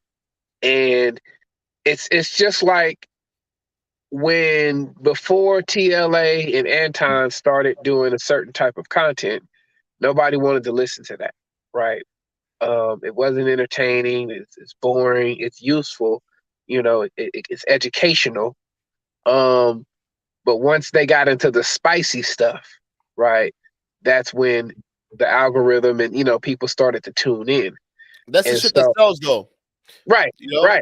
Right. And you know what? I agree with you on that because some of these guys do try to hide it though. And like we even when I came out, I was like, hey, this is the shit that sells. We're gonna be talking about the drama all day. Like what the fuck? Why? We clout chasing motherfucker? Of course. Please hit the like and subscribe button. Thank you. Perfect example is DJ Academics. Mm-hmm. He built his platform based on, getting on here, talking shit, and staying in tune with the hip hop drama, Chirac, all that. Such and such shot this person, such and such that person. What y'all think? Built his platform. His demographic is probably, you know, teens to young 20s. But that's just the world we live in, where you know, that's why I call this channel Vegetables and Junk Food. Because I'm not just, you know, the things that I want to talk about, I actually can't talk about them. I can talk about them, but it would be bringing people into my world. And I'm not sure if I really want to bring y'all into my world yet. You know, a lot of people want to know why I call myself the poor black man and how did the poor man afford this little car, you know. And actually I used to show my house. I actually used to show my house on YouTube when I first started. And I was showing my stuff, trying to show people, you know, how I made my money and stuff like that. And then I took it down when people started talking shit. And I was like, wait a minute, I don't know these people. These motherfuckers crazy. And so I'm kind of in this space where I'm like, it's one thing to critique Anton, but it's another thing, like if you're going to critique people, fine, but also give people a different perspective and, you know, show them, hey, this is what real money looks like, right? Here's a YouTube channel with somebody. I follow a lot of YouTube channels, right? There's a black couple. All they do is travel. They got houses in the United States. They got houses in Portugal. They're what some people would call corny, right? They are what some people would call corny. They're on the white YouTube side though, right? They're on the white YouTube side, but they really out here living, telling people how they built their wealth, and they go around with their family, buying houses and living in different countries, and they actually show how they made their money, right? So I kind of feel like if people need to see the other side of it, to see what it really looks like. You know, I thought about, you know, posting a check stub and shit like that. But on the other hand, I'm like, man, I don't know these motherfuckers. No, you don't want to do that. Listen. It's something that I thought about too. And Don and I, when we were talking about like how we would do this channel, we actually thought about that too. But then it almost seemed like what you just said was going to happen. And what you would find yourself is, if you would have felt, or if, I don't know, you know, ego wise, but if you would let yourself fall into that, you would almost want to be like, now I can up that. And you would just get yourself into more trouble doing that route. It's just better off just keeping your life, man. And I genuinely think content creators should have that barrier. You should, like, I don't think everyone should know what's going on. Like, even like, listen, I even have channels where I try to keep in touch with some people, like even some of the moderators. I don't be keeping in touch with that because I'm too busy in my actual world. So I, like, you know, that's a more of a natural for me. But I think some other content creators who are inviting content, or like someone who are doing these conventions and all that stuff like that, I get it. And some of y'all, it's a money making scheme. Some of y'all assassins. You know what I'm talking about. But listen, I just think there should be a barrier between yourself and the audience. That way you at least give yourself a breathing room to breathe, man, and people are not all up in your business, because that's the shit that'll take a lot of content creators down. Like, real talk, mentally. You know what would be dope if people with opposing views could put together a show. And I'm not talking about, like, you know, a Lapeef or anything like that. I'm talking about, you know, let's say, for instance, imagine if me and Anton, you know, had a show. And I'm not putting this out there because I want to collaborate with him. But I'm just saying, if you think about like ESPN, you got Skip Bayless or whatever, Fox News, whatever. You got Skip and you got Shannon, right? Their job is to provide opposing views, and, you know, the producers put out the topics, right? And we hear Shannon talk about LeBron, and Skip goes against them, and a lot of that, you know, it's scripted. We know what they're going to talk about, but to balance things out a bit and give people, you know, both perspectives on the same platform every day. You know, a topic comes up and we talking about money, right? But I think it. That's I not gonna think that. happen because a lot of What? guys get exposed that way. No, I'm gonna just be real with you. Like, even like, listen, I rock with Anton, and even what I said before, and I meant it. I don't think he should have gone on that on JT's platform on that stream. Like, if I would have known First Gen would have been there, it's like, literally, bro, JT, I would have just advised you to sit back. Not JT. What is his name? Anton. I'd advise you to sit back. You were not ready for that. You were not. And the thing is, like, he knew. Like, the thing is, you had. Bro, like watching that, bro, like even just a guy on the outside, Anton, I'm talking Anton right now, like just a guy on the outside, just the fact that you couldn't name your company, dog, like, yo, like that's it. That's all anyone needs to hear. You understand that, right, Anton? Like, I'm sorry, I rock with you, but like, I'm not stupid. Like, you not. All right, I'll give you a good example. Remember when Fresh and Fit were losing subs crazy? You remember that? There was something happened with the white girl, Anna Quinn. You remember that? Yeah. And they lost like 60,000 subs, and then they came back humble. And he was like, "Man, my government name is this, and I worked for the Homeland Security, and da da da da da da da." It humbled the hell out of them, and then, you know, they bounced back, and I mean, we all knew they were going to get their. Well, hang on. Listen, you ain't gonna sell me on their bounce back story. That shit's all coordinated. They're like literally, they are going through illegal means to get that done. Hey, certain people had a chance to expose it. They didn't. They're literally like fucking. They got the Fresh and Fit spirit bomb. I know they took it down. Y'all took that bit down. I checked to couldn't find the website. But I don't know what's going on. I don't know what's going on. It was basically saying, hey, you get a free trip to what do you call it? Their studio in Miami. You get a Rolex watch, a free Rolex watch if you subscribe, and you invite other people to subscribe, and then you invest in a thing called VidIQ or Identity IQ. It's like a VPN service, and then you get so like if you got like 1,000 people to subscribe, you'd be on that list all the way to get Rolex. I didn't know about that. That's how they bounced up. Like, I didn't know about that. If you look at their sub counts compared to the accumulated views they've gotten after and before, like it's mad different. It may be a little bit different now, but that's how I remember it like 2-3 months ago. Like, I didn't know about that. Yeah, they just closed on the website like I think like 2 months ago. Oh, wow. But it's a great way. It's a great way to sell a comeback story. Bro, here's the thing. Y'all, listen, I saw this shit coming. Like, the video before that, like, right after we dropped this, I said, yo, they're going to sell this as a comeback story. Look at us. We bounced back. Now they got everybody paired in that same bullshit. You ain't fooling me, niggas. I knew what you were up to this entire time. So what I was saying is that if he doesn't lose any patrons or lose any subscribers, he's not gonna look at that smoke show, that fake guru, as an L. He's not gonna look at it as an L, because when we talk about, when he talks about tribe, there are people, no matter what we do or say, they are gonna rock with their content creator, and they're gonna make it. What do we call it? We call it a cognitive dissonance, right? Cognitive dissonance.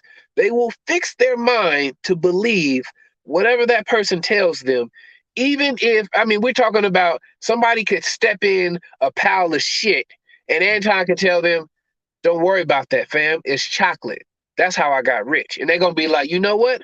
I'm going to keep stepping in shit. No, right? People are crazy. Right. Bro, I see this with some of the guys that go after Saint the Sinner is one of them, right? They'll stand, they will believe no matter what. Even though this guy's a fraud, they'll buy into it. That's why I said it's not going to happen with you, if someone like you, and with whatever your viewpoints would be in comparison to his, depending on the topic at the time, right? It wouldn't work, because whoever rock with him would rock with him, and whoever rock with you would rock with you. And that's why I say, hey, let me not catch when your motherfucker standing over here. Like, he would get kicked out in a heartbeat. I don't play that game. Let me get through these super chats real quick. J.M. Peterson, 32. Thank you for the $20 super chat. Anton has said in the past that he's most transparent. He's the most transparent YouTuber, but saying I'm not gonna make my receipts for this is attachments business. Wait, hold up. But saying I'm not gonna make my receipts for his attachments businesses available doesn't align with transparency. Private is fine, but that's not transparency. Okay, I see what you're talking about. Yeah, no, you can't. He's talking about both sides of his mouth. That's essentially what it is. He's saying I'm the most transparent YouTuber, but at the end of the day, he's hiding certain receipts because for privacy reasons. It's like, how are you transparent if you're hiding things for privacy reasons? And I get it. I get it, but anyone that says that like they're the most transparent, it's bullshit, right? And at least to a certain extent, it's mostly bullshit. To a certain, like, you got to keep some kind of barrier now. Come on, you're not letting people know everything about your life. And that you'd be dumb. You'd be dumb because if you were so transparent, it'd be so easy to take advantage of you. It's not even fun. Like, there's got to be some barrier. But the fact of the matter is, he's lying about being the most transparent YouTuber, and he's doing that in order to garner trust so then he can sell certain things. I get it. It doesn't make any sense. Kendra Middleton Williams, shout out to you. Thank you for the $20 super chat. I appreciate you, baby. Just wanted to pop in and show some love. Nice virtually meeting you on KRW. Yo, no, that was fantastic show we did. You guys check that out. Looking forward to next time. I insist on receiving an opportunity to defend my parenting philosophy against Alex. Anyways, give him hell, dude. No, I love your parenting philosophy. Listen, from where I come from, how I grow up, it's a lot similar to how our culture raises women versus, what we see out here in the West. So I vibe with that because you're trying to grow a wife in a culture that's toxic in social media. So no, I respect that. So I would look forward to that debate too as well. I think we got a couple more here. Let's see. But go ahead if you have anything to add while Nah, man. Hey, I'm up here sitting in this parking lot. Security probably gonna be like, "What the hell he doing here?" But man, you got me to pull up, man. I'm gonna jump off right now. Hey, it's good. It's good. Go ahead. I hope that that people know the backstory of why I went to the smoke show, because I had smoke for JT, not smoke for Anton. Mm-hmm. And then when I pulled up, when Anton was there, it was only to challenge JT on what he said that he alleged that I said about his wife, that I never said anything. Once it was clear that he wasn't going to let me talk, I just left. I never had questions for Anton. I might pull up on Anton one day for fun. He's always ready to drop that loot, Maybe, I don't know. I think he might hate you because he came out with another video talking about, you see how Fresh and Fit did it? Fresh and Fit, they bounce back, and this is just mean that we close off. We're gonna close off, guys. We're gonna stay in our own bubble. This is why I want to stay in my own bubble. I'm like, hey, bro, this is definitely, hey, you know what? You know what? I support it, Anton. I support you staying in your own bubble because you are not ready for any kind of mainstream. And I'm saying he accepted that he was defeated. I don't know if he accepted he was defeated, but it was mainly saying that he's not.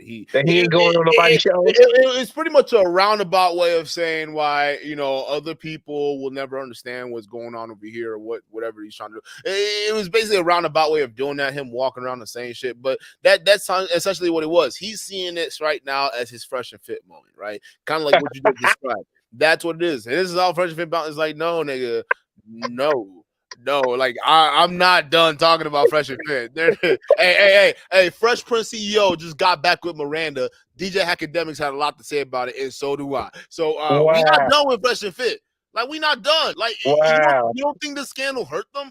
If Anton, your best method right now is authenticity. These motherfuckers, these two bozos have not been authentic or genuine since they came back. None of the shit they're doing right now has been genuine. These motherfuckers are fraud through and through. If you think you're gonna bounce back like them, bro, you got another thing coming, dog. It is what it is. But no, that's his little thing. But yeah, no, I appreciate you coming on, man. Thanks for taking the challenge. And I had to grill you, man, because it's all good. It's all good, man. I'll see you on the next one. All right, take it easy, bro. Peace. All right, guys, that was it. Let me get through some of these super chats real quick. I hope you guys had a hell of a show. That was completely unexpected. Up and out, shout out to you for the $10 super chat. The image is the illusion that keeps others from looking beyond the surface. It works on those who want to look rich instead of being rich. Absolutely. And guess what? You go broke trying to look rich. You do. And that's where you live in the West. We have a culture of fake it till you make it. Everyone thinks that, dressing like they're rich means that they're going to be rich. And, things are going to be different now, man. It's a different type of time. You got to understand that we're going towards a tough period, not only in the economy, but in the world in general. People's lives are going to get worse. The whole time, listen, maybe the guys on Instagram haven't realized this yet, but certainly the wise people who are thinking about this and looking at the whole economy and the world as a whole and see how people behave, they see this.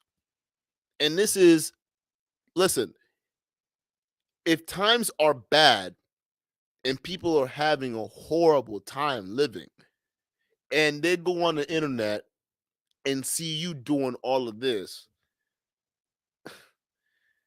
knowing certain things don't line up, you gotta understand shit like this is not gonna go away. It's only gonna get worse. Matter of fact, just like they started busting down like prank videos. You guys remember the era where they like when prank videos started getting exposed as being like fake by like H3H3 and certain other content creators. They would do like reaction videos to certain prank videos and say, "Oh, this guy's like faking his pranks, bro." Right? It's the same thing. This is that for the manosphere. This is that for anybody in this space that's doing or saying some dumb shit that isn't true and making money off of it. That's what it is. That the time is here. It's official. So if you on that rah, I'm better than you bullshit, you better look back in your closet and make sure ain't no skeletons hiding in there. If you are, you better make sure you go back and bury them bones, because it's not going to be too pretty when somebody finds it. And old dogs are good at digging that shit up. They're good at digging this shit up. So I'm going through here just to make sure I don't miss any super chat. I see a couple more here. Let me go through. Oh shit. It's Rebecca Starr. Shout out to you for the $50 super chat. When PBM went on with JT and Anton, he wasn't really allowed to speak like he is now. He's actually making good points about JT, EYL pull up. Anton was talking in circles and lots of word salad. I don't believe he's wealthy. Anton's a fraud in the end. All right, there's a lot to dissect here, okay? Shout out to you for the $50 super chat. You know, thank you. In fact, shout out to you. Shout out to all of y'all being here. Real talk. Yeah, I agree. Because you know what? Based off of this, having this conversation, I had no idea he was going to pull up, but I'm glad he pulled up. I take it back. Maybe you're not a bumbling idiot. It just seemed as though, right? Maybe he wasn't, being incoherent. He wasn't like a troll, right? He actually sounded like he was being rational. So I apologize, and I'll give him that, right? I'll concede to that, right? Hey, listen, this is me admitting that I'm wrong.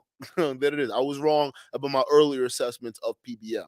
Okay, but I think that one thing PBM's got to understand too, as well, is that in this content creation space, like you almost have to like explain what it is that you're doing, because other people you got to realize other content creators are going to be reacting what's going on out there in the internet, in the content creation space.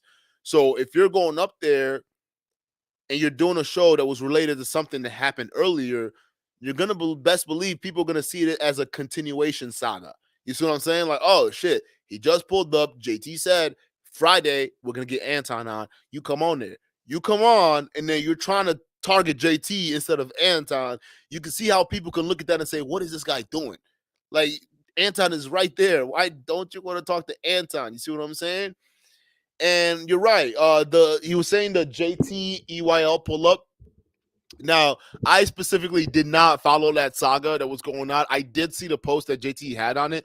And it seemed like it was like a thing that happened. But if he's speculating that it's like a potential, business deal or potential collab, I don't see a problem with it. Okay, if he did hype it up in a way that it seemed like, we're about to throw hands where he didn't, then okay, that's very interesting. But then again, if you're gonna do something, please do not sell your audience short, because people are gonna start asking questions. If you're gonna do something, literally own up to it and do it. Otherwise, you're gonna have problems. Yeah, and Anton being a fraud, okay. He's a fake it till you make a guru. 81% of you guys in the chat said that, okay? He's a fake it till you make it guru, meaning he isn't really, you know, his background doesn't really match what he said it matched, right? So he's definitely a fake it till you make it guru. You know, I kind of agree on the fraud part too. Yeah, he's kind of a fraud, you know, especially, you know, because it's hard to justify that. And this is the thing, this is coming from a guy that rocks with Anton, right? It's really hard to justify that. Like the fact that you couldn't answer the name of your companies is just like, I'd look like a dummy for saying, yeah, Anton is so right. No, I'd look stupid, bro. No, that's a clear giving. If you don't want to say the name of your company, you're hiding something. Like anyone else that doesn't see that, they're clearly covering for you. And I'm not that nigga. Like I'm still with you. Like I know you probably wouldn't want to hang out with us after this. It is what it is. I personally, honestly, I don't give a fuck. Like we don't. But what I want to tell you is, I'm not dealing with that. Like I would like that. I would call you out. That's bullshit, dog. That's bull fucking shit. What do you mean you can't name your company? Are you kidding me? Are you kidding me? That is something that like you get unfriended over, bro, because you're lying. So if I can't trust you about that, what else can I trust you with? Come on, dog. You don't want to name your company. What are you hiding, bro? Like seriously, like real talk. What are you hiding? And you're selling a belief to you guys on Patreon. They believe that you're the truth based on what you say. So why are you hiding? So I can't, like, anyone that goes with that willy-nilly and nods their head and say, yeah, no, you can't make excuses for that. There's no possible way. You're clearly standing. If anyone that makes an excuse for that is clearly standing. It's a fraud. It's a lie. It's a fraud. It is what it is, bro. I said it myself. I genuinely don't think you're rich. Like I want to throw money on it. I will put money on it right now. I do not think you're as rich as you claim you are. To have the expense of $38,000 a week, a weekly expense of $38,000, I don't believe you had that money. Like, and JT can do the numbers. JT can work the numbers, or any other accountant can work the numbers. You are not that at that income level to afford a monthly expense of $38,000, or not a monthly expense, a weekly expense of $38,000 a week. You're not at that level. I'm sorry, bro. For what I see on YouTube versus what you do, you are not at that level. So you're clearly exaggerating, right? So I agree with you with all those points, Rebecca. I tried to fight it. I couldn't. It is what it is. But I gotta listen. From the get-go, we've been straightforward with y'all, man. We've never broken stride. We've always been rock solid. We call it as we see it. Even if we rock with them, we still call it as we see it, because ultimately we want these guys to be better. Do I want to see Anton go away? Hell the fuck no. Nah, man, he does good work, right? He says shit. It's just that his background isn't what it is, and his arrogance is getting too much. All right? If you want to test the true, anyone can go through adversity to test the true character of a man given power. Anton, you have power, and you're squandering it. You're squandering your power, right? You're forcing people to. I mean, I won't say you're forcing people, but in a way, it's weird, bro. You're not doing right by that power you got. Facts for gentlemen. Shout out to you for the $10 super chat. He says transparency is it's great, but it needs to be real. The world is too conceited to sustain a lie long term. Oh no, I'm sorry. The world is too connected to sustain a lie long term. I'm dyslexic, y'all. I'm gonna tell you that right now. All right. I didn't find out until I got out of college. I did not find out I had dyslexia until I got out of college. I just thought I was reading too fast, but the words jump around and I see the letters move around. But anyways, you're right. You're right. This is a different world. This is a different world. Listen, if you're not transparent, don't pretend that you're transparent. That's just what it is. If you're not transparent, don't pretend you're transparent. It's very hard to sustain, especially at that level. It's very hard. Mixed Organics is another one. Isn't he raffling up his Lambos right now? He's selling off his. It's like, nigga, didn't you just get that Lambo? You just got the Lambo. Now you're selling it. Really? Is that what we on now? Right? And so, I mean, they could claim to be transparent, but it's not really. Nelly Child, thank you for the $5 super chat. Thank you. Appreciate it. And I think that's it. Is that it? Hang on. Perfect. Well, shit. I think that's it. Well, guys, I appreciate y'all being here. You could be anywhere in the world right now, but you're here with Duke and Don. It's a 3 fucking hour stream. I did not expect it to be this way, but I will bid you guys adieu. Make sure you hit the like button, hit that subscribe button, and that bell notification at the top to let YouTube let you know whenever Duke and Don is in these here streets. I'll catch you on the next video.